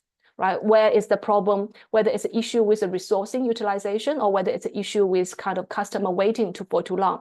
So here we can do a lot of analysis to identify the gaps in the current process. And part of this is, as I said, it's very important when we do the modeling and simulation, is we need to make sure the process is a faithful representation of what's real in the reality. So because this is a current process, so we can really verify and validate whether the simulation model behaves similarly as what's behaved in the real world in the current process. So once we identify the gap, then in the fourth step, we can do some kind of design work. But sometimes design is more like art rather than a science. There is no particular way, say you have to do this particular design. And there is no one design or one optimal design. Quite often we have multiple alternatives, to improve this process. So the beauty of simulation software is that it can be used as a tool for experimentation. So step 4 and 5, basically quite often they are overlapping, they're related, have a very fast iteration between them. So basically you look at the current simulation model, what's the issue, and then you can use the current one to actually twist things around. You can think whether we can just change a few things structurally or you change the procedure. So you can twist things around, try and error, and then you run the simulation again and then see the performance metrics to see whether there is any improvement. So as I said, this simulation software we can use as a experimental tools to try and error, to identify multiple different solutions, and then you can evaluate, because quite often there is some kind of trade-off. You can't really achieve all the goals in one particular model. Maybe one model is better in resource utilization, but the other might be better for cutting the cycle time. So we have to really kind of evaluate and balancing our business goal and then choose the best design to implement eventually. So that's the overall process. So what I'm going to do is to use this improving X-ray process at this county hospital as an example to kind of walk you through how we can do that in this particular context. So the first step is the needs or the motivation for this. So this is a very kind of hypothetical case. So we said this particular hospital had this regular X-ray operation for the inpatients and emergency patient. And here we highlight two problems. One is from the patient or the customer perspective, where they feel the total required time is too long. Right? So there's a lot of waiting time from the customer or the patient perspective. And from the management, hospital management perspective, they're concerned of the use of resources. So it's a resource utilization issue. So what we are going to do is to actually model the current process, and then we try to find ways to improve the process. And the process might be redesigned as a result of the recommendation. So that's the first step, which is quite easy to identify. Then the second step, we're going to model as is processed using flowchart. So this is a kind of graphical tools, which is one of the fundamental tools for process analysis and design. So I'm not too sure all of you ever seen this. So, but it's a relatively easy tool. They mainly have these 7 symbols, and quite often we document or model the business process sequentially from left to right, right? So we basically try to understand the process and we identify the sequence, and then we document or model accordingly. So in the business process model, we can identify the loops, which means a series of activities that may be repeated, right? And also alternative paths. There also could be some logic there, and also the decision routines and parallel activities. So the 7 symbols I just quickly introduce, because it's not like a very simple diagramming. You just have a circle and arrow. So as part of this flowchart business process modeling, it's important to identify the nature of the activity. So the first one, the operation, is basically what we say, these are the activities that has to be performed as part of this business process, which often we refer to as a customer value adding activity, right? So as part of this modeling, we have to identify these are important. We put them as operation. The second one on the the left is inspection, which is a kind of square. Inspection is quite often we say it's a business value adding. Right? So it's not something the customer is really, concerned, but it's for the business to make sure their business operation is of, high quality or compliance. So inspection quite often is a control activity, right? You're checking things, whether it's of good quality, you do a credit check, you do a quality check, things like that. And then in the middle here, we have storage and delay. So these two are both are kind of delay, but storage is we call it planned delay. So you put things into the warehouse for a while, it's planned, it's scheduled, right? Sometimes it might even add value to customer if the customer wants it to be stored for a while. And however, the delay, the second part, is actually, we always say this is a non-value adding activity, like customer waiting in the queue. These are what we call unplanned waiting time. So these are always non-value adding. So while we do the business process modeling, those kind of non-value adding activities are the ones that we want to eliminate. If not, we have to kind of minimize them, if we can. So then on the kind of right-hand side, we have two arrows. One is a kind of transportation, and the other one is the information flow. So the solid kind of bigger arrow is transportation of physical item. And quite often we call them a handoff activity. Because in a process, quite often we have different steps. Between different steps, sometimes you might need to transport them, right, into one place to the other. So these are what we call handing off activities, and these are transportation of physical items. Could be a person, could be item. And this one, we are not really say it has to be value adding or non-value adding. It kind of depends. If this business is as a kind of transportation company, logistics, airline, then this transportation might be value adding, but other times it might be non-value adding, and these are the handoff activity that we try to minimize. And the information flow is basically we're connecting different activities. And finally, at the far right is the decision symbol. So this is basically we can actually have some decision routines. So that's all the symbols. And originally, I planned to do some interactive activities with all of you. But I think given the size of the audience and the time limit, probably I just walk you through about these activities in this X-ray process. So basically, the first step is, someone basically study the current X-ray process and documenting, all the activities in sequence, right? So they document that in this kind of table, and then we use that as a kind of description baseline to derive our flowchart model. So I will quickly talk through one step by step. So the first one is the patient leaves physician's office with instructions. So this first activity, we consider this as a transportation because it's a patient, they move from one location, right, to somewhere. So in the first activity, if we are drawing a flow chart, we start with this kind of big solid arrow, which we consider this as a transportation activity. And then the second one is then the patient is taken to the lab by an orderly on foot, in wheelchair, or lying in bed, right? So once again, you can see quite clearly it's a transportation activity, right? So the patient is moved by the orderly to the X-ray location. However, when we do the process analysis, so quite often people might forget. So in between this activity 1 and 2, there is always some kind of delay because there won't be like a seamless kind of transition for the patient and then straight away pick up by the orderly. So the patient quite often, they will wait for a bit for the orderly to arrive, and then the orderly will actually bring the patient to the X-ray location. So that's why you can see in the middle, there is a delay there. And this is something we need to really model in the simulation and to see how long the patient need to wait and to really analyze to see whether there's any performance issues there. So the third step is the patient is left in the waiting area outside of the X-ray lab in anticipation of X-ray technician.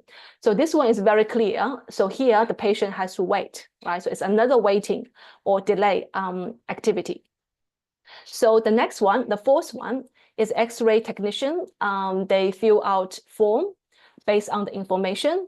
And then the technician leaves the patient who queue up in front of the X-ray lab.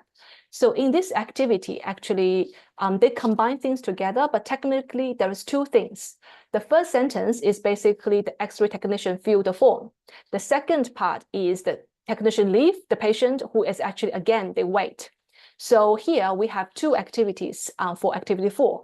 One is the filling the form, which we consider this is something important. This is important. You have to perform as part of this process.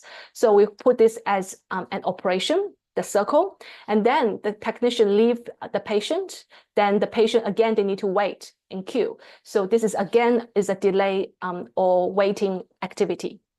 So that's up to activity 4. So in 5, the patient entered X-ray lab, undressed, and X-ray technician takes the required X-rays. So here we can model them slightly differently. So you can see could be two parallel activity, one performed by the patient, undress, prepare for the X-ray, and then the X-ray technician take the X-ray. So this can be two activity performed by two different parties and can be a parallel activity. But just to simplify, because it's a presentation slide, I just put them together because both of them are really required as part of this X-ray process. So this is a kind of operation we put down as operation. The next one, again, is a kind of combined activity. So then the darkroom technician developed the X-ray, and at the same time, the patient and X-ray technician wait, basically. So here we have 3 people involved. One is a darkroom technician who developed the X-ray. Then we have the patient and also the X-ray technician. So here we actually have 3 parties. We can have 3 symbols in parallel. But here, just to simplify, I consolidate the 2 things. One is the waiting. So patient and technician, X-ray technician waiting for the development. And then the darkroom technician developing X-ray, we consider this as important value-adding activity, which is an operation. Because to taking an X-ray, you have to really develop it. So that's up to activity 6.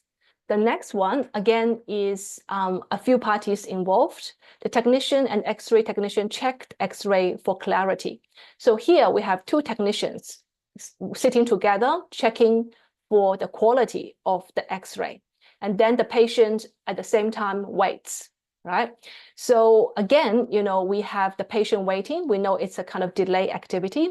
But here we have a slightly different activity because the checking, if you guys remember and looking at our legend there, is a kind of business value adding activity, which you call inspection, right? So they inspect the quality to make sure it's good enough for the doctors to make a diagnosis. So here we have 2 activities in parallel. One is waiting, the other one is a business value adding inspection activity. Okay, so then we have activity 8, which basically you can see after this inspection, they need to make a kind of like decision or judgment. So if the X-ray are not clear, they have to really return back to retake and redevelop, right? So this is a kind of like a loop back. That's a loop we talked about earlier. So some activity we have to repeat it.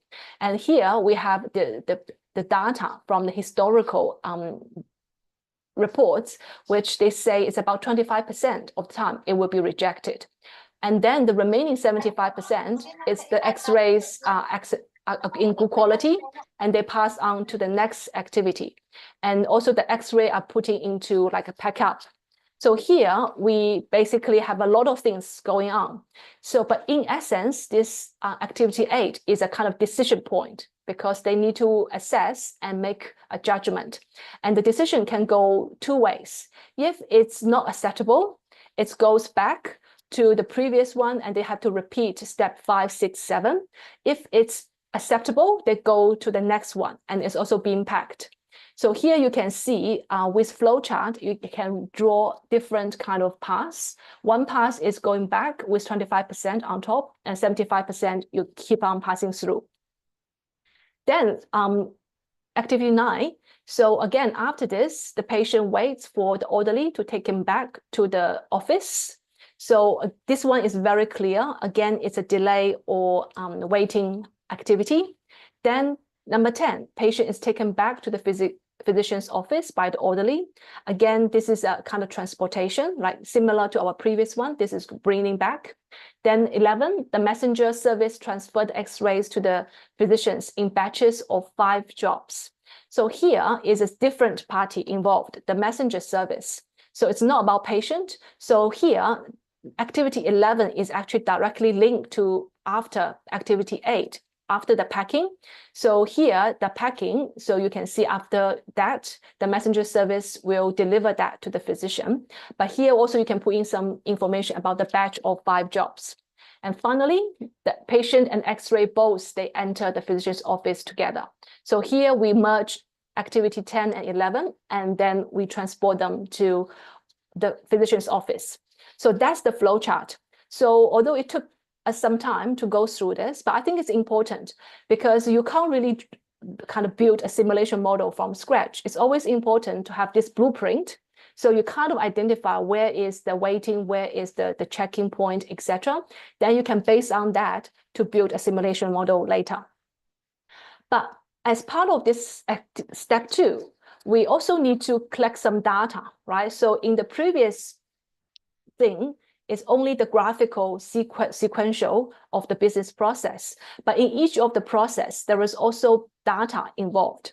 So part of the step 2 is also we need to collect some relevant data as part of this business process. And also quite often the data, we have to do some analysis to determine the parameter. So in business process simulation, quite often we need to fit the data into what we call a probability distribution, and to see which one is the best to actually deficit that process. And then for some others, we might need to specify appropriate value parameters. Some could be constant, especially when there's a machine involved, they could be constant. Others, they might be random. So all these are part of this. So to just give you one example, so just for the patient arrival, right? So it's like for any business process, quite often we need to collect data for a period of time. So we probably collect data for 2 weeks, right? So someone is really logging in the time for those patients' arrival. And so here we only look at this emergency patient. So we collect data for a period of time. And here, let's say it's a snapshot of the sample arrival times for those patients. So you can see it's random, right? So here we log about 60 patients, and you can see this is the time from time 0, right? So you can see some of them, they actually arrive very close to each other. Others, we have to wait for the next patient to come. So then we basically collect all this data set, and we need to do some analysis. So for this example, I just use Excel, right? Excel spreadsheet. I put in all the data, and in the Excel, we have this kind of data analysis tool, and I pull up this histogram. So to pull up all this arrival time. So if you are familiar with statistics, you can look at this histogram, you can kind of derive, this is actually an exponential distribution. Okay, and also part of Excel, you can actually calculate the means of this inter-arrival time between all these 60 patients, and you can derive the mean of that exponential distribution is 6.1. So that's the data basically you will input later into the simulation model. So you do the same for all the activities that you need to really model. And then here I give you a kind of summary of the parameters for each activity. You can see some of the activity, they need to separate between different types of patients. And you can see not all the distribution are exponential distribution. Some of them are uniform, others are normal distribution, and sometimes also we quite often use the triangle distribution. So as part of the data collection and data analysis is that you need to determine what's the best probability distribution that fits your data set. But here is basically the data we have, and then we can move on to the next one. But before that, we also have some of extra information about the case. So we have priorities, so this is basically add a little bit more reality to this scenario. So quite often in hospitals, emergency patients often have a higher priority than the non-patient ones. But once they started, then they can't be interrupted. So that's the assumption we have. And also a part of this business process modeling is about resource utilization. And this is particularly important from the hospital, from the healthcare provider's perspective.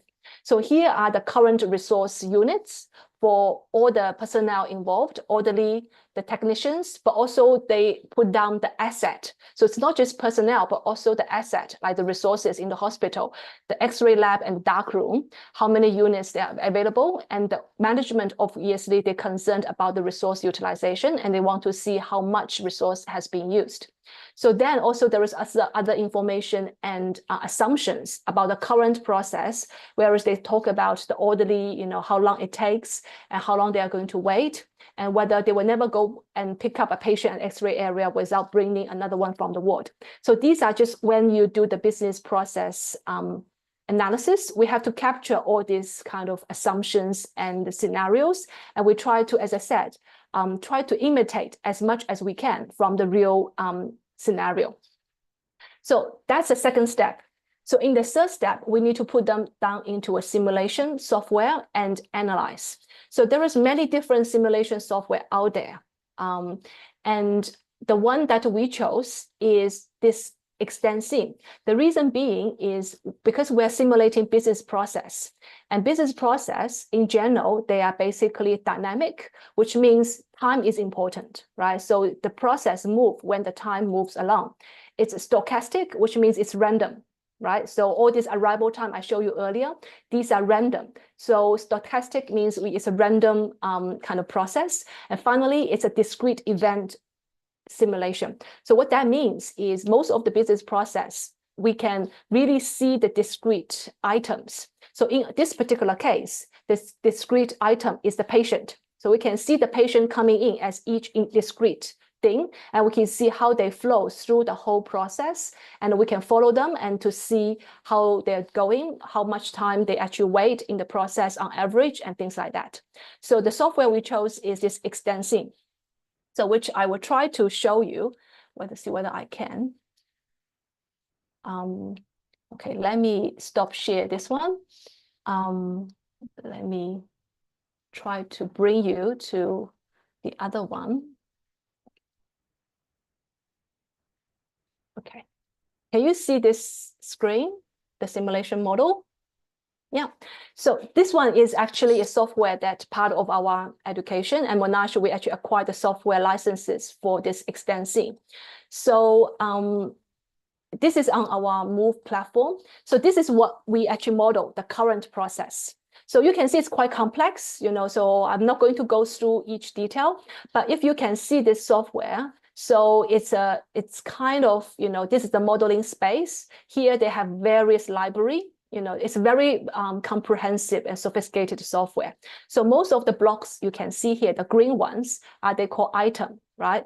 But also they have like values where you can actually do some of the logic mathematical calculation, like here, the multiply, divide, etc.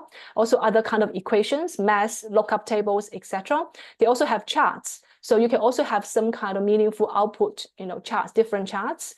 And then you also have these utilities where you can put down the buttons. Like for example, this model, you can actually click this button to run the simulation. So these are these kind of utility, kind of features as part of this model. And then they also have this kind of reports and also, the rates and other things. So they have a lot of libraries available, but the most often used are the top, the values, the charts, the utilities, and item libraries. So as you can see, I already clicked this button of run simulation, and you can see there's a green little ball moving around. So this is what we call animation. So each green kind of, dot represent a patient. Right, so you can see if you're fast enough, so you can see how it flows, what's the flow they move. And here is the queue. So this kind of bucket or the tank are the queue. You can see so far this one, the queue up is quite high, it's 14. And sorry, I'm probably running too fast. So in the simulation, you can also slow down the simulation. So here we have the control. You can slow down the simulation so you can see a bit clearer how this thing moves. But the tricky thing about running animation as part of simulation is like it taking very long, right? Especially like here, with the speed is very, very slow. But let's say if you just don't want to see the flow, you just want to see the result, you can turn off this animation. So here is like show animation, we turn off, and then it's very fast. Only within a few seconds, the simulation is done, right? But by running the simulation, you can't see much. So a very important part of when we're building the simulation model is to have the output. So we have this notebook, which is on a different tab. So here we basically copy the required, statistics or the business performance metrics that are of concern for us to analyze. So because it's simulation, so every time they might have slightly different number. So you can run a few times. You can see every time the number might be slightly different, but that's okay. So quite often we run multiple times and taking an average. But if you can see this output, we have like 4 categories of performance metrics. The first one is utilization. So this part obviously is what management are concerning, right? So they put in all these resources. They want to see how much they're being utilized. If you can see the numbers, so you can see the X-ray tech are very highly utilized, almost 100%, 98%. But then the next one, the darkroom tech technicians and X-ray room, they are not very well utilized, right? One is 50 something and one is only 38%. So from the management perspective, you look at this utilization, you know certain resources are not well utilized. So there might be some room for improvement. And from the customer perspective or from the patient perspective, in this case, is the cycle time. The cycle time means how long it takes for the patient from the start to the end, right? So the whole process, that 12 activities. So you can see on average, it's almost 3 hours, 2.5 hours, which is very long. So it's obviously it's a problem. And the throughput basically is a productivity. So currently it's 36, so we can compare later once we look at the improved model. And finally, this is also very important. So it's a Q statistics. So this basically to show how long the patients wait throughout different points in the process. So you can see the status is quite bad, so other than the last one, so wait for the orderly out is reasonable. It's only 1 minute something on average. The rest of the waiting time is extremely long. And then you can see, okay, these are the issues. So in my slides, I basically highlight this utilization problem, the cycle time and the Q stats. So probably I just switch back. Oh, I can't see my screen. Yeah, let's just go back to the slide for a minute. Sorry, I have to swap around.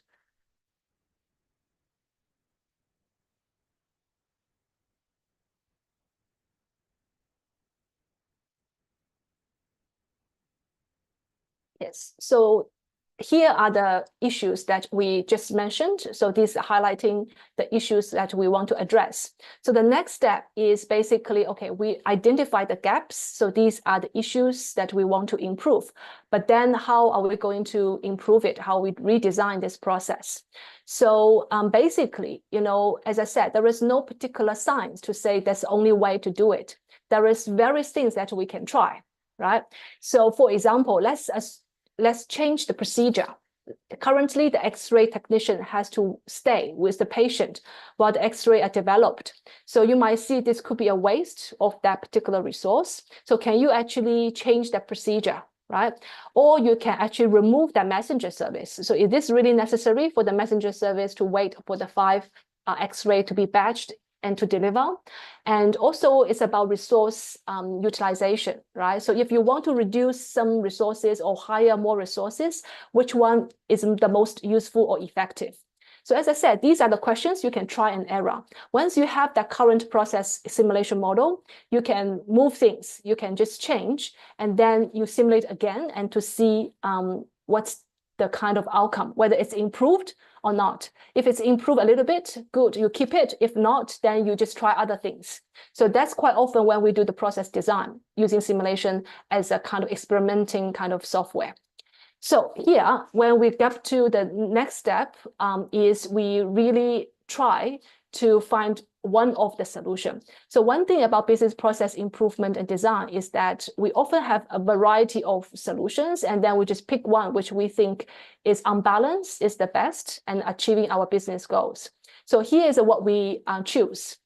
So we change the procedure. So we say technician, we kind of don't need to wait. We release them earlier, and we don't need to have this messenger service. We have one more orderly because like waiting for the orderly, is kind of could be an issue. And then we also have some procedure change, right? And this become our, we call it the to-be process, which is the new improved process. So I show the slides first. So here you can see, this is a previous one, as is a current process, and this is the new one. You can see with all these assumption and procedure changes, and the process become a lot more simpler. They streamlined, right?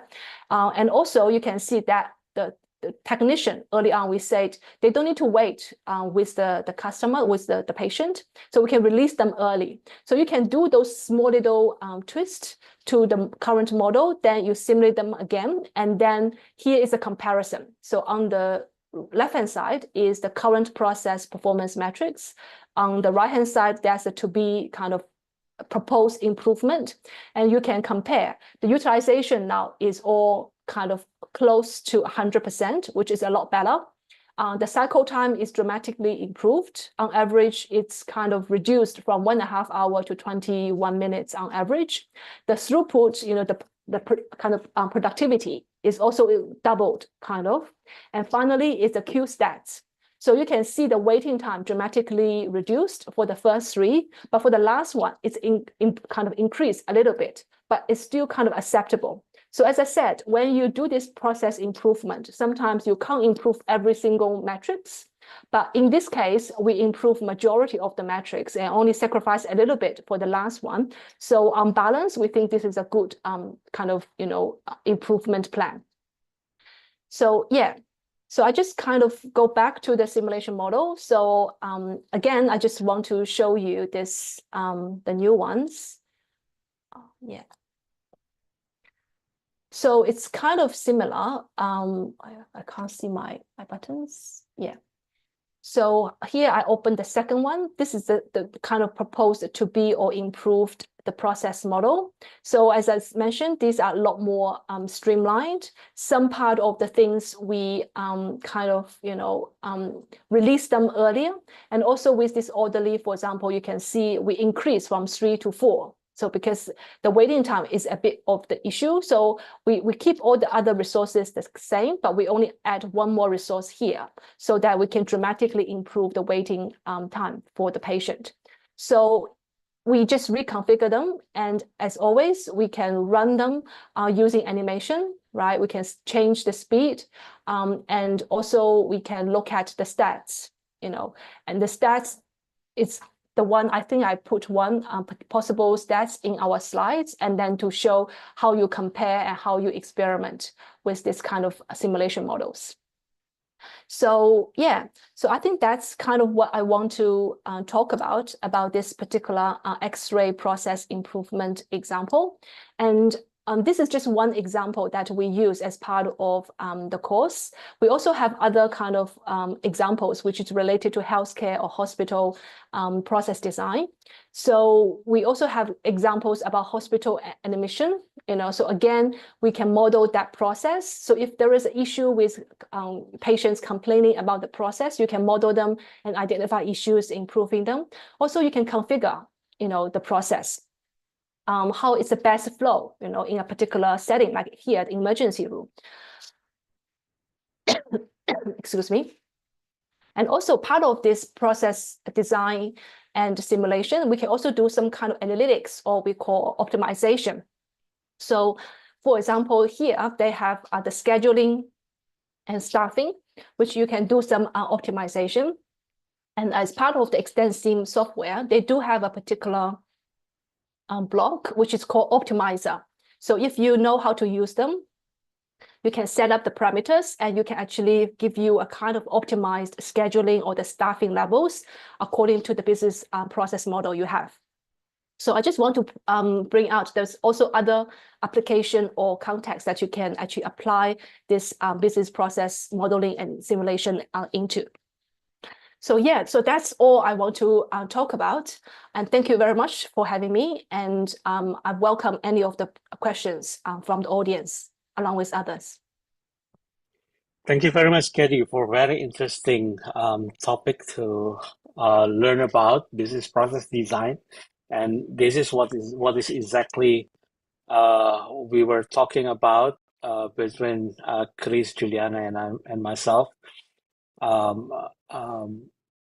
With regard to the hospital information system, we need to establish this business process design beyond just the technology, so that we can identify, measure the performance of the business process. And this is what is exactly what we need to know more. I understand this is a 12 weeks course, right? But you concise the presentation into just only a few minutes. I think I really appreciate that. But I'm sure that we'll bring some question from the audience. Thank you, Caddie, for the My very pleasure. nice presentation. And I will invite audience to raise the questions to all of the speakers. So I will invite everyone into the screen. And I will invite the audience to raise the question directly. Of course, please use English in your questions. Hello? Yes, please. I can hear you, Chris. Yeah, can we see if anyone would like to raise a question? Can I have a questions, please? Yes, please. Thank you very much. My name is Ira. Actually, the topic is quite interesting for me. And then I have several questions for Juliana. It is very worse. The case of hospital management information systems is quite challenging. And then it is really interesting. And then I would like to ask you about questions. How to make the value for digital health can be implemented to whole organization, because it is quite difficult. For instance, when we are trying to implement information systems, and then sometimes a part of this, such as people, for instance, doctor resistant to input the data because they are quite busy. So actually the hospital information itself is quite good. The server is quite good, already cloud, implement cloud computing, and then have artificial intelligence, for instance, but it is not implemented well. And then how we are able to incorporate the value for the whole organization. And then the second for Mr. Taufiq, well, it's quite interesting, especially implementations of artificial intelligence in real world case. Because you see, the problem of Indonesian information system, especially hospital and healthcare, is the quality of data. Again, this is about input. What is it? Sometimes the nurse and then the doctor itself resistant to, what is that, to input the data on time. Yeah. And then sometimes they have so many kinds of regulations. For instance, in hospital, they have to implement many kinds of regulation from government. For instance, they have to input and then supply data for government, Ministry of Health, and also BPJS.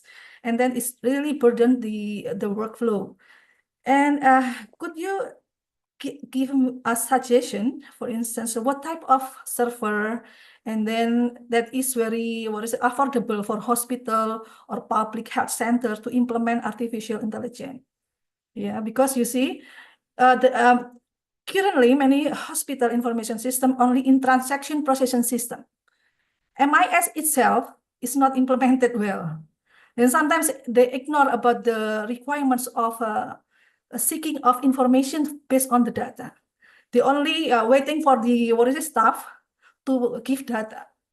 Okay, that's the second question. The third question for Dr. Caddie.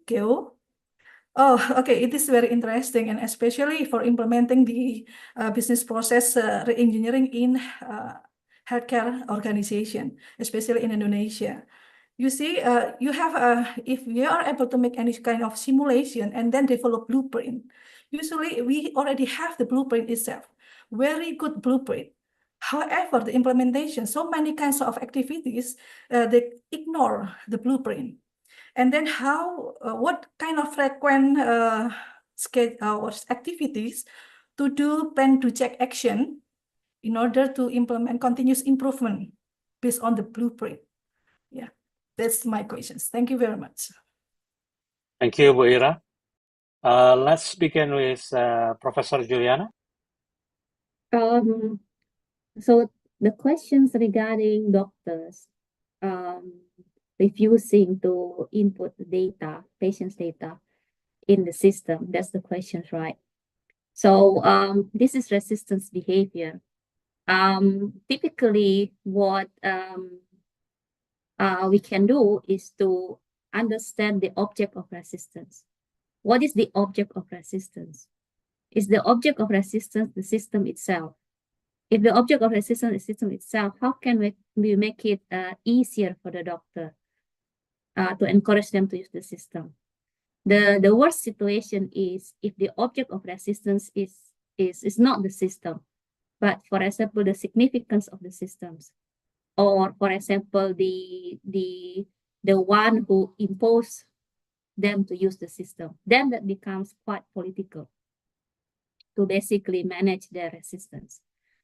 I think from the research that we are doing in Indonesia, I can see that there can be a compromise, but yet also still making sure that the doctor has accountability of the patient data. So I saw, for example, a case whereby, so this is a teaching hospital. There are interns in the hospital.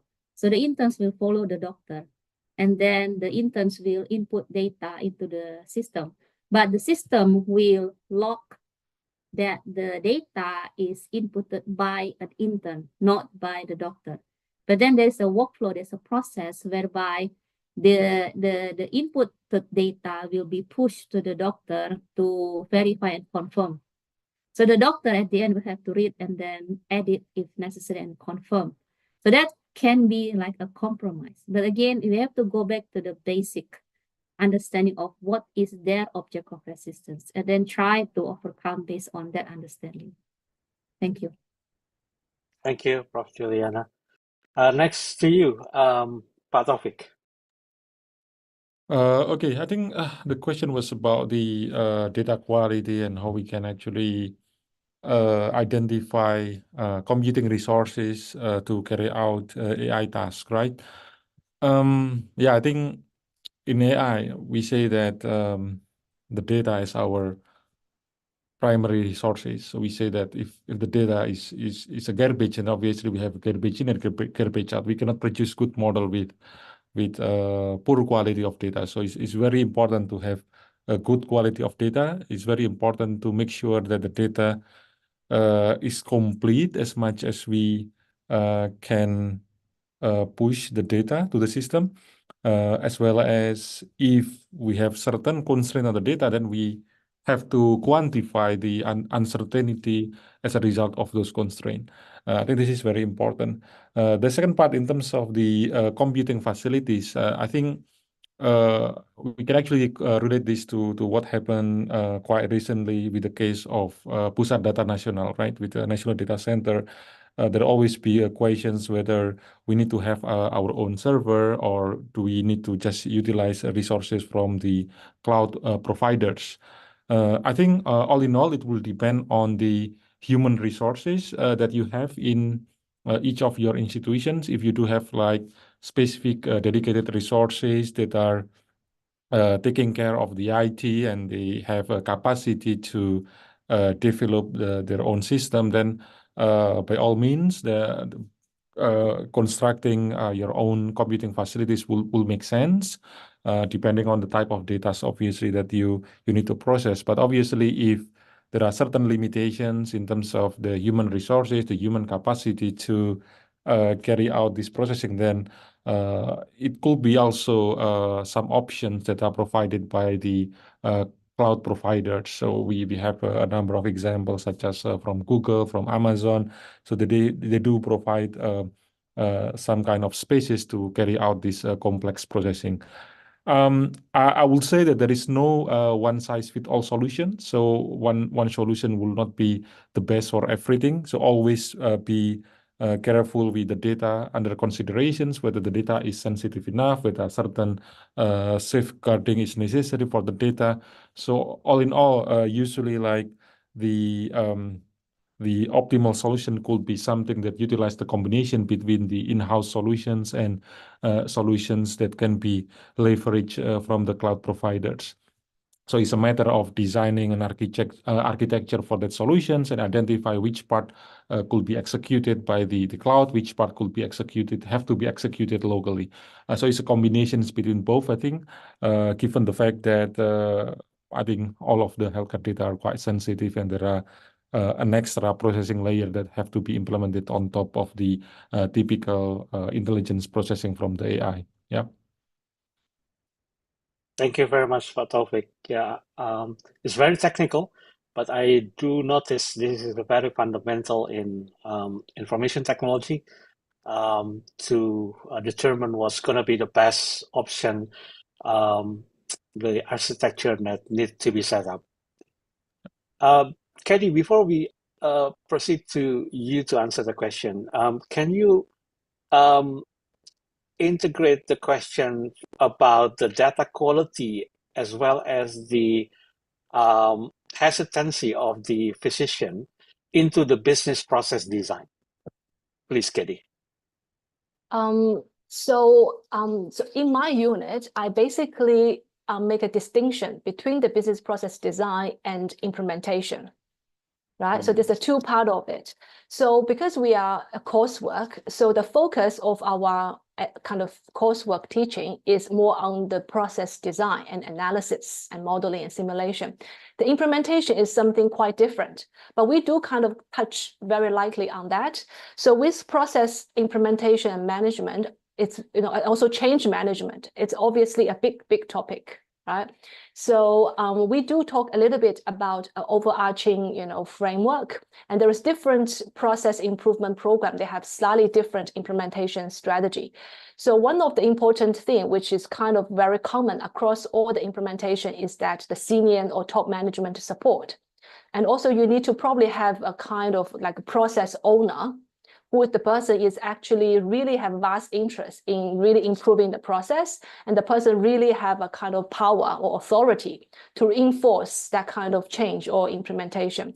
So it's very tricky and depends on how big the change is. So if it's just like improvement, which is incremental or continuous, then probably it's a bit easier, right? And also, if the process is slightly smaller, the scope is small, and contained with a small unit, it might be easier.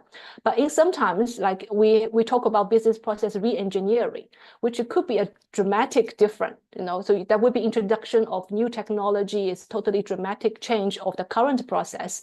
That would be very difficult to implement. There will be resistance from all parties, right? Physicians and everyone involved. So with that, they actually have some kind of implementation strategy, which is basically you do have someone outsider, like a consultant, to really, you know, implement that change very, very quickly. So there's different ways of doing things. And there's, again, like, you know, Professor Taufiq said, there is no one particular perfect solution. And quite often, some of those implementation are very highly risky. A lot of them failed, you know, so there's a lot of high failure rates with some of the business process re-engineering.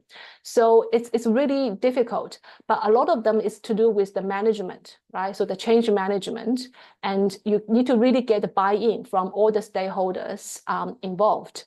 So I think that's a very tricky thing, which is a more the social, you know, thing that we focus here. But in terms of data quality, which I think is always important, right? As part of my process design effort, data collection and analysis is very, very important. So this is always a key thing for across all the systems, across all the decision makings. So with the process, I think it's slightly easier because you can observe them, you can really plan for them, right? If you know that some data is kind of like seasonal, they fluctuate, then you can really plan to really collect data for a long period of time. Then you take some kind of, you know, average, or you can even have this kind of seasonal effect modeled into the simulation. And sometimes, you know, of those kind of data quality, as I said, it's very important that once you build the model, you need to verify and validate, see whether the model behavior is the same as what you observe in the real world. If it's not the same, then you know there's something wrong, either with the logic of the process or it's wrong with the data that you input. So, you know, obviously this is very important, you know, and I think with business process, it's relatively easier. You can plan for it, a lot of the observation data, and nowadays we also have a lot of sensor can collect data for you to really, you know, as a more accurate and more kind of objective data into that. I hope I address, you know, Ahmed, your additional points. Yeah. Yeah, certainly. Yeah, thank you, Caddie. Yeah, we covered the extensive discussion about this topic. But I want to go back to the value-based digital health, Chris, with regard to the question from the chat. With so many apps, digital health apps around in the healthcare ecosystem, how could we interpret the value-based digital health? Because we encounter with so many different apps, as Bu Ira also mentioned, in Indonesia context, we have so many information system, health information system, from different authorities that get involved in the data collection and data analytics. But at the end of the day, we need to evaluate how this health information system can give value to the digital health context. Chris? Yeah, so I'd come back to the point I tried to make before that some of this, again, we're talking about a big breadth from core EMR systems and their underpinning technologies, security models, all that sort of stuff. And at the other end, quite novel, potentially standalone digital health interventions delivered via a phone and maybe with a sensor. The latter things, the infrastructure things, you can spend a lot of time analyzing value for no end, because the argument really is that there are core investments you need to make, like building a building, like building a road, anything like that. And you might keep analyzing it and going, we're not getting value. And that's because they're not really meant to give you that much value. They're meant to be a foundation. At the other end of the spectrum, or let's say you're going to choose to add the oncology or the cancer care module onto your information system, or you're going to buy an app to help you deal with cardiac failure, demonstrating value starts with what's the problem you're trying to solve. So if we talk about an app that might help someone with heart failure, what's the deficit in treatment? What's the baseline relative wellness of this population with heart failure, and how will investing in the technology help that? How do you hope it to help that? Maybe it's going to increase the level of access because people can get care remotely rather than having to travel to a clinic. Maybe it's been shown to deliver better long-term outcomes, especially in conjunction with the monitoring program. Maybe it helps reduce drug usage whilst maintaining health benefits. So then all those things can become the target of your value measurement. You can measure at a baseline and you can measure afterwards. So the short answer is demonstrating value starts with understanding the problem you're trying to solve and saying this technology has a sound basis for us to think it will solve that problem. It's a bit like an answer to Ira's question before when she said, what's some good AI models? It's the wrong question. It's like, what are you trying to do? What problem are you trying to solve? And then you find an AI model that might suit that. But even then, even if it worked in another country or in 3 other countries, you're still going to need to locally tailor it and make sure it's fit for purpose in your environment. Hope that answers the question, Ahmed. Yeah. Thank you, Chris. I had some thoughts on the data quality and clinicians, but I don't. Please. Yeah. Mm-hmm. So that's a universal problem. Certainly heard it from multiple countries. Clinicians resistant to, say, an EMR platform, certainly resistant to the workflow changes, resistant to putting data into the system on an ongoing basis. And it's a thorny problem. Caddie quite rightly spoke about change management. So if you look at putting in an EMR system into a hospital on top of a paper environment, as much as anything, it's a change management project. It's not, the technology part isn't that hard relatively. It's getting everybody to change their work practice. And that needs executive buy-in, it needs incentives, it needs clinical leaders. So doctors, I mean, certainly as doctors from where I sit, I can't comment directly on Indonesia. They will follow other doctors and other doctor leaders. They won't follow managers and they won't follow nurses and they certainly won't follow bureaucrats. So it's a case of having the change in each area led by the clinical champions. Turning that around another way, if you're in charge of a hospital trying to put in electronic medical record and you do not have clinical champions, leading doctors, leading nurses who are part of that with you, you will fail, almost guaranteed. So then, down at a micro level, it's, well, why should the 100 clinicians put in data? Part of the job of that clinical champion is to provide a vision for why they should. Tell them what the benefits are, work with. Some organisations believe strongly in research. And so being able to give them back the data they enter for research studies is very incentivising. Some places have a huge passion for quality. Sometimes payment is determined by having accurate data. All of those things can be leveraged to try and encourage the clinicians to change their behaviour. But even then, it's difficult. Thank you, Chris. Yeah, I think that's very insightful from clinical experience perspective that you have, Chris. Thank you very much. Yeah, before I give it a chance to the audience to ask the question again, Professor Juliana, since you're very familiar with the hospital information system based on your research, how do you see the business process design as presented by Caddie can add value to the hospital information system in Indonesia? Yeah, it definitely will add a lot of values. Because like I say, from my research, from my findings, it seems like they only focus on the technology. Because we have the mandate to have this technology and we have to send data to Satu Sehat, that's why we have to have the technology. But they don't look at all the other aspects, including the process. And they don't understand that by having this technology, actually, immediately the process will change. There will be some alterations, modifications of the current process. And immediately also the people, they have to look at the people as well. That's why there's this questions about resistance, right? So even the process of introducing the CMS from my findings, sometimes there's not even any information session, just, somebody just came to the room and then put the CMS and say, you have to use this. and that's it. So I think all this it's like a domino effect, right?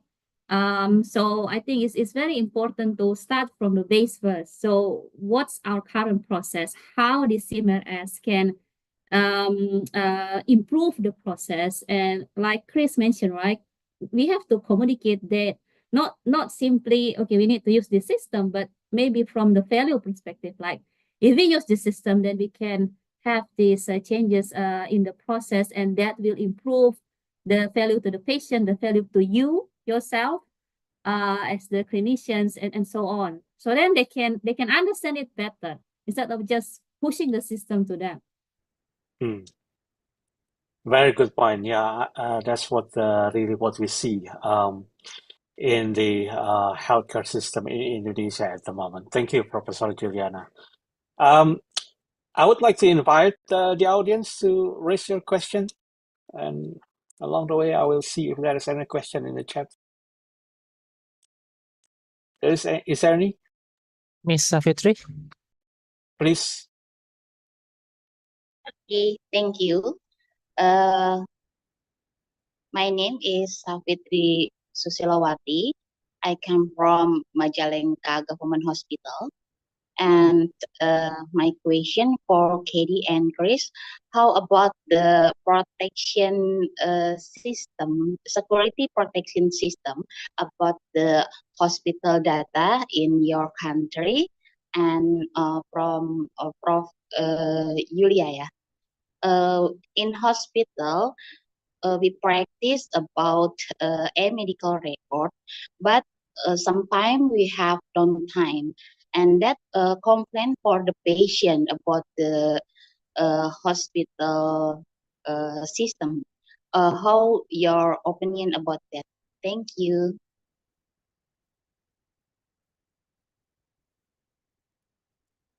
Yes, please.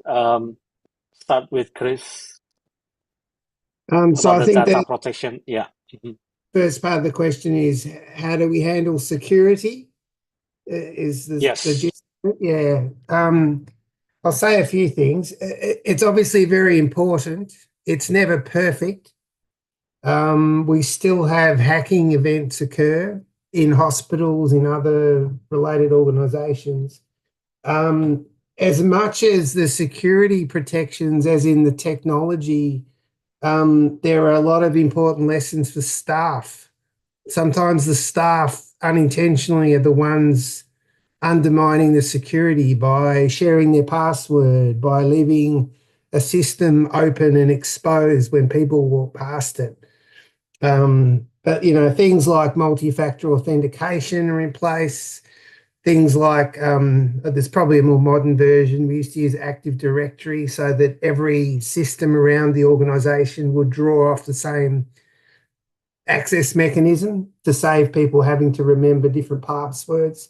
So there's lots of layers in response to your question, Savitri, in terms of what's implemented inside healthcare services, especially around electronic medical records. I always try to balance that with people because you know, I've trained as a technologist, but I've also worked in charge of medical records departments that are still using paper. And we will see paper records, big, thick paper records left in places they should not be left. So paper-based medical records have very little security over them. So I think as a general rule, computing records are much more secure. The danger, of course, is if somebody of poor intent gets into a database, they immediately get more access. But the chances of them doing that are much lower than in the paper world, is my takeaway. Hope that helps answer your question. Thank you, Chris. Next one, Professor Juliana. Caddie, do you want to add something on Chris? Oh, sorry, yeah, Caddie. Yeah, I think Chris says it all. He knows more than me in terms of the security protection in the hospital settings. But I agree, there is definitely more and more. And the training also, like Chris, part of the thing is because of employees, they leak, you know, and they're being hacked.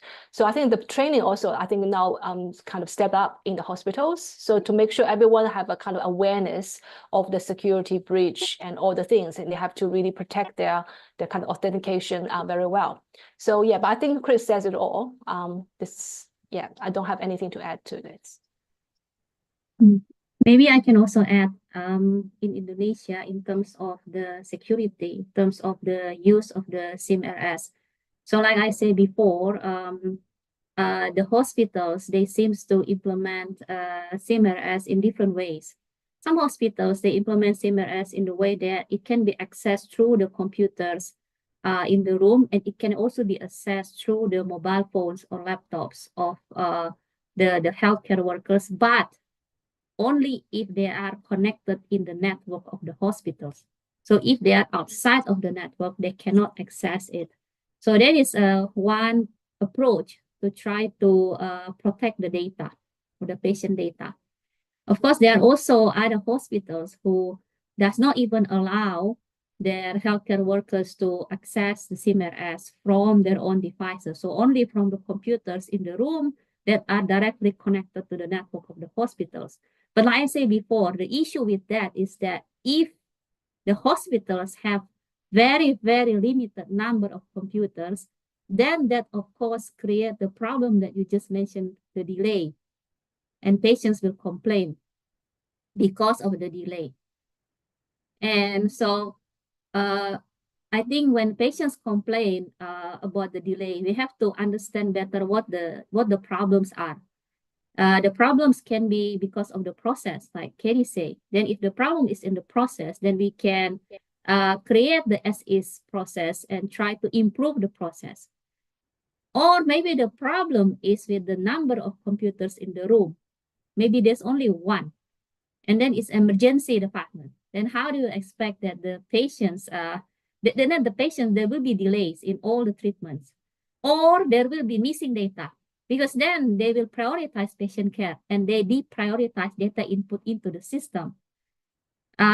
So I think at the end of the day, we have to better understand why there is delay and what can we do to minimize the delay. I think that's from me.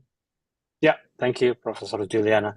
Yeah, I have one thing to add on about the data security in the context of Indonesia. It's common to find the situation where the password is entered as 123 456, and they never change the password.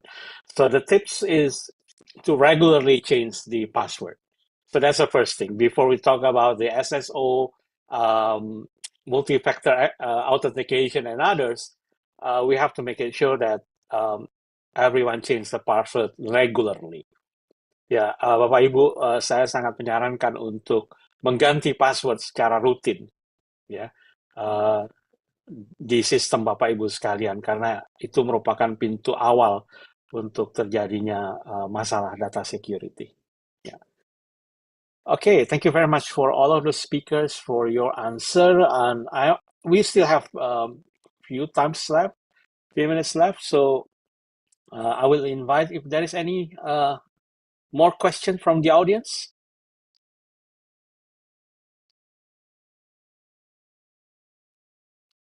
Not yet? Yes, Okay. yes, hello. Oh, sorry, please. Yeah. Yeah, I just wondering, we are talking a lot about the digital and everything, but Mhm. what is the main challenge of the hospital face at this moment in integrating digital technologies with the value-based care principle? Because a lot of hospital overcome technical and operational barriers, and what the impact that it resistant to the change among the staff, because this is a very difficult, as one of the speakers also mentioned about the process, about the structures, or the what you call it, the business model or something like that. So this is my questions. Thank you. Bu Prita, do you want to introduce yourself? Oh, okay. My name Pracha Paramita, but it's called Prita. I'm coming from University of Muhammadiyah Uhamka, but I'm also consulting for the healthcare. Yeah. Thank you, Bu Prita. Yeah, Bu Prita is a practitioner in healthcare services in Indonesia, but of course, she's also involved in the information system in the healthcare in Indonesia. Anyone from the speakers would like to address the question?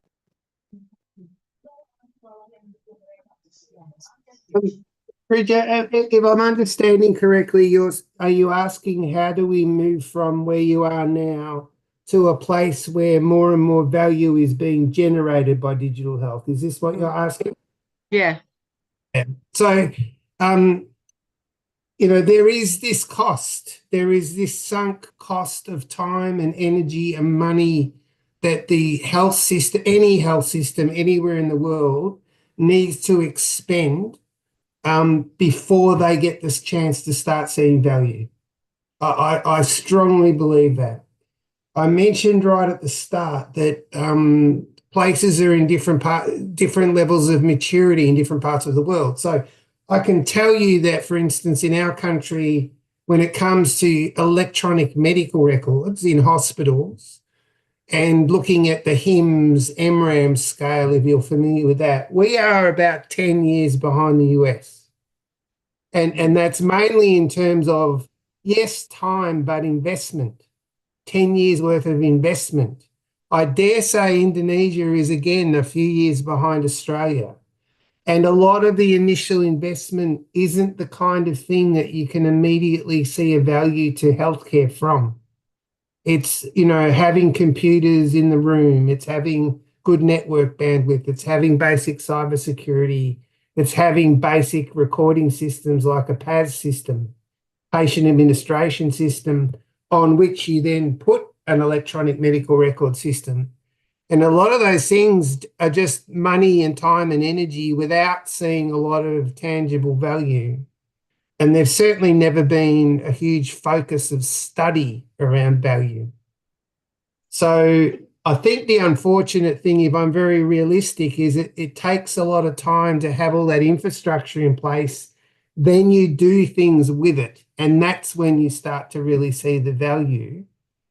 But your system can't move forward towards that value place unless it's made all that initial investment. That's my view.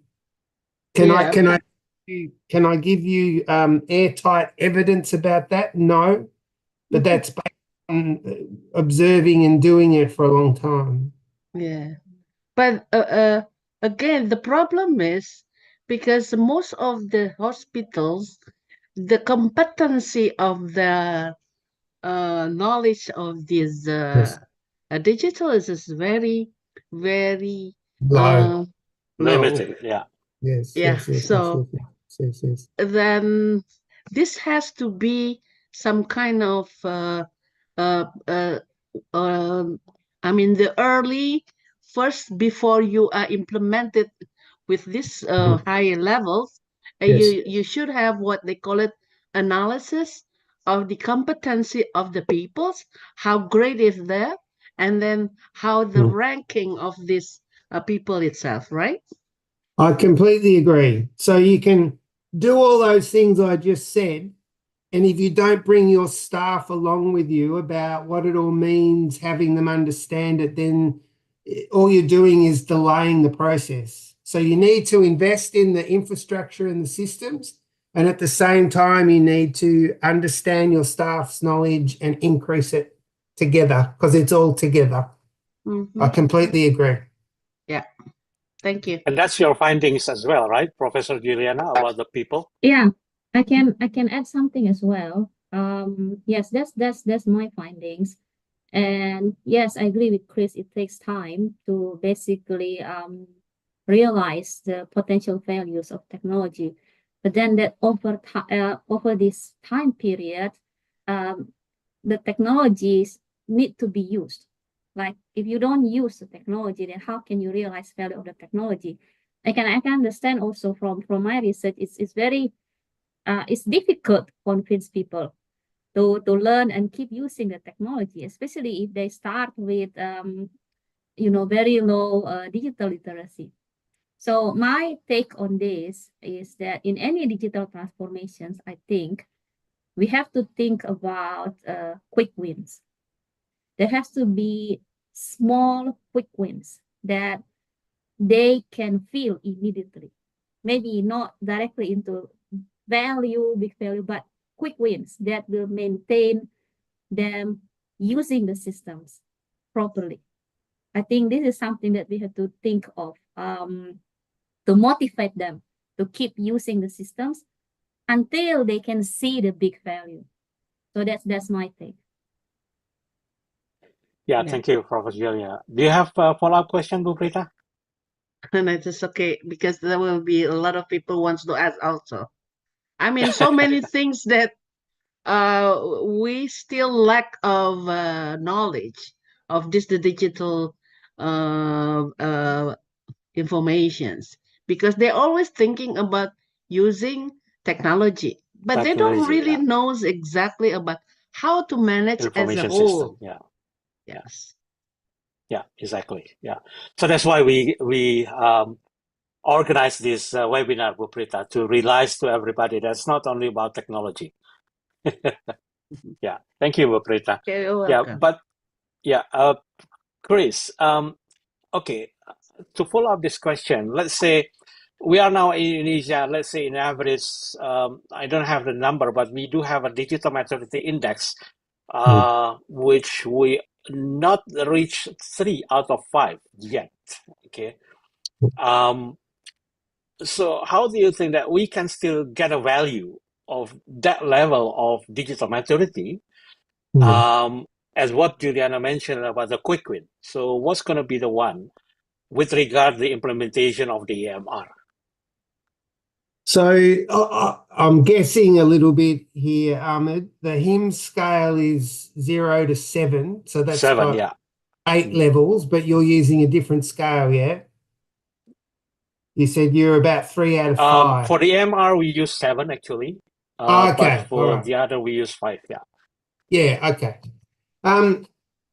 So again, I'll talk from a HIMSS MRAM because it's international. But yeah, if you're at a midpoint on a HIMSS MRAM and you're trying to advance, I guess is the question, whilst also giving quick wins, let's take it down to a single hospital. It really comes down to where you'd like to think you're at 3 because you've undertaken a good deal of thinking about why you're doing that and where you're trying to get to.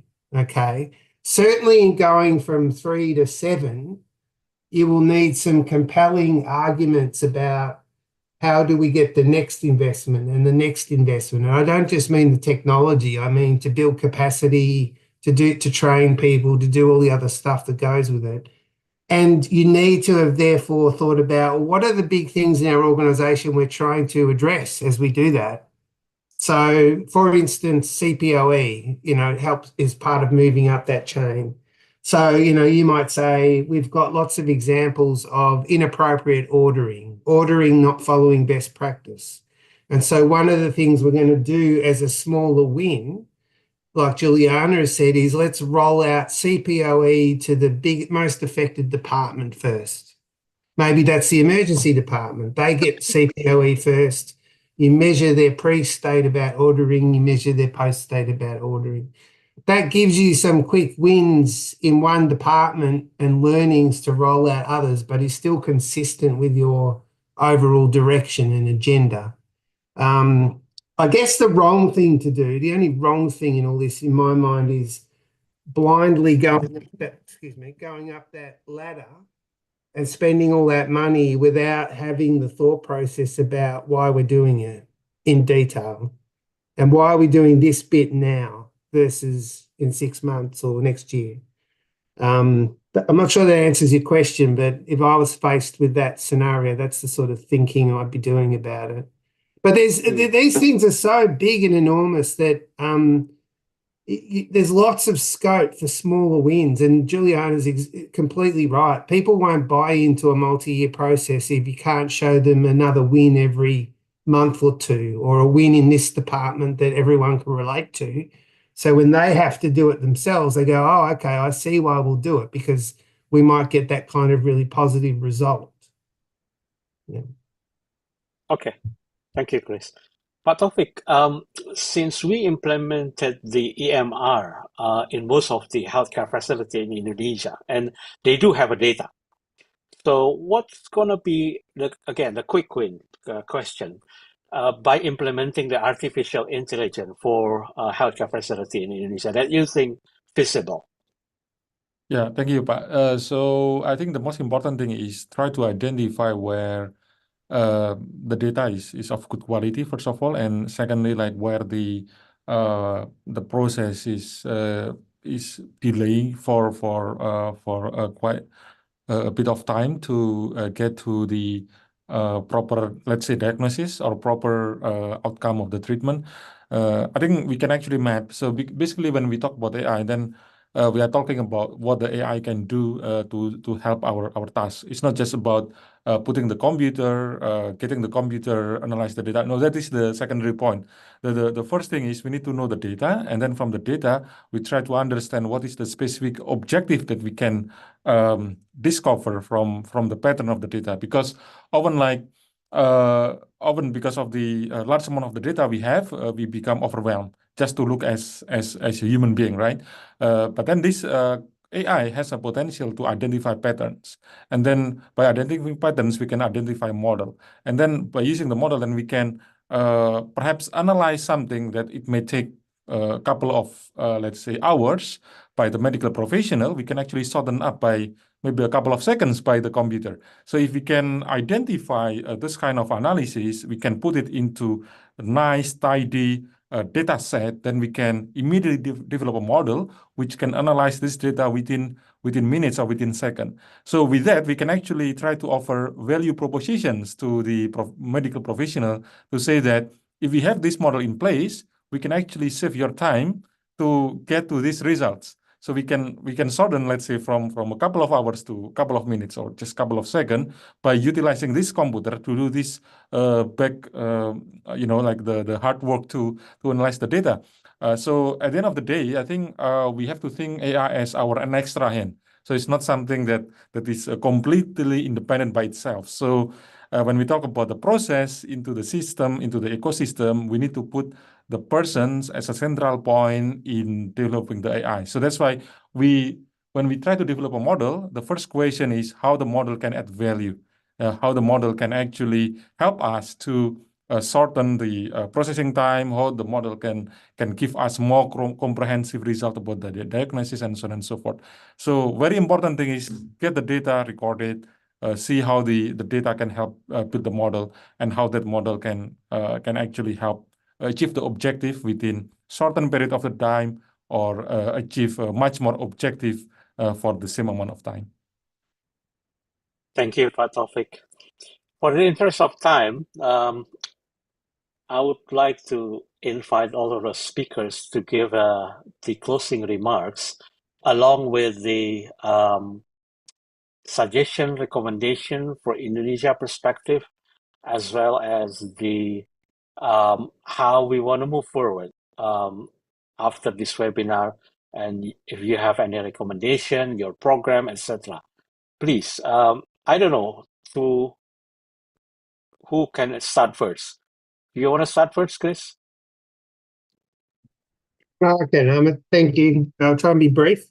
So I guess the take-home messages for me are there's an unavoidable cost of getting into the digital health game for a health system, for a health service, for a hospital, and there's no way getting around that. You need to make that investment to have a good baseline.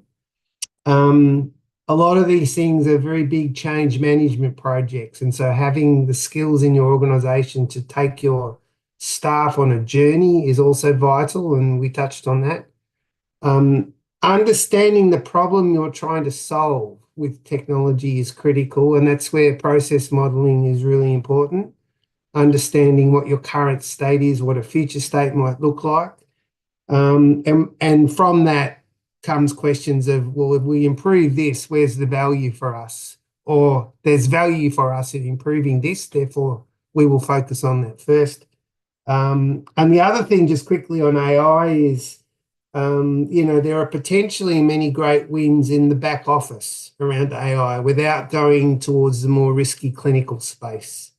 And that's not a bad place to start if people are wanting to explore the use of AI in the health system. Okay, thank you, Chris. Who's going to be the next one? Maybe I can. Chris has mentioned Yes, a lot please. that I plan to say, so I'm just going to add. From my perspective, I think the Indonesian policymakers will have to think about values for the hospitals, not just values at the national level. I think that's very important. And then for the hospitals management, they have to think about values for the users and values to the patients instead of just values back to the government. So I think that's my key point. Yeah, thank you, Professor Juliana. And that's what we consistently mentioned this during our technical working group, Satu Sehat, to highlight the benefit and the value of the system, not only to the government level, but also to the hospital level, and even to the patient level. Thank you very much. That's very important. Who's the next? Pak Taufiq? Okay, thank you, Pak Ahmad. So actually, I think my highlight for this talk will be on my last slide. So AI won't replace humans, but human with AI will replace a human without AI. It is something I think the growing trend across sectors, something unavoidable. So obviously, the early adoption in AI will be better, will give competitive advantage to whoever is adopting that first. Having said that, I would say that the next step, perhaps for us and maybe for those in medical sector, is to focus on this human-centered AI. So how do we see AI as an extended arm of the medical professional, not something to replace, but as an extended arm. And with that, I think that will actually help in understanding the value that AI can offer on the table and how we can actually maximize the value as much as possible. And that value has to be tailored against the local context, against the context that is faced by the hospital and their local operations. Thank you. Thank you, Pak Taufiq. And Caddie? So I just want to say, because I am a course director from Master of Business Information Systems, I really see the value as a discipline in the business information systems really important in kind of, in this talk. So it's not just about technology, but it's also the people, the process, the structure. So a lot of things we talk about today is the change management, so it's not just a purely technical thing, but it's like the socio-technical interactions between them. So I just use one particular course that I teach as an example, but a lot of things that we teach as part of this MBIS is actually very relevant here. So we do have things about decision support or decision making and about, project management. So all these skills, I can see the relevance in a big picture that's all relevant to this kind of value-based digital health. So I just don't want to focus on only my talk, but I think broadly, this BIS as a discipline is really, like Chris said, is part of this value-based digital health. It's a multidiscipline, and IS is a very important part to that. So I really see the value of our IS people towards all this. Yeah. Yeah. Thank you, Caddie. And I actually want to use all of the context that Caddie just mentioned. This is not about technology, and we put all of the discussion context into business information system. And glad to hear that Monash University has a course for that. And if someone would like to pursue knowledge and expertise and skill about it, and I think we know where to go about it. I don't know whether this course also offered in Indonesia or just only in Australia. Caddie? I can say at the moment it is only in Australia, but I can also say Okay. like, for example, Indonesia maybe has specific needs. So then we can also, for example, work together with you maybe to create executive programs, specific Wow. targeted program for specific audience, drawing from the course, for example. But those of you who Wow. would like Okay. to pursue 2 years master level, 1.5 years can come here in Australia and do the MBIS. But otherwise, we can also work with you on the customized executive programs. Fantastic. Yeah, thank you very much. Yeah, I would like to conclude this webinar by saying thank you very much to all of the speakers as well as to the audience. We have reached more than 180 audience during this session, and I have a final remarks by saying that the slide presentation will need to get a consent from the speakers before we can distribute to all of the participants. Again, thank you very much for attending this session, and good afternoon and good evening for everyone. Thank you. Thank you, everyone. Thank you very very much. much. Thank you everyone. Thank you. Makasih Pak, saya permisi dulu ya. Makasih Bu Juliana, terima kasih. Terima kasih. Terima kasih semuanya.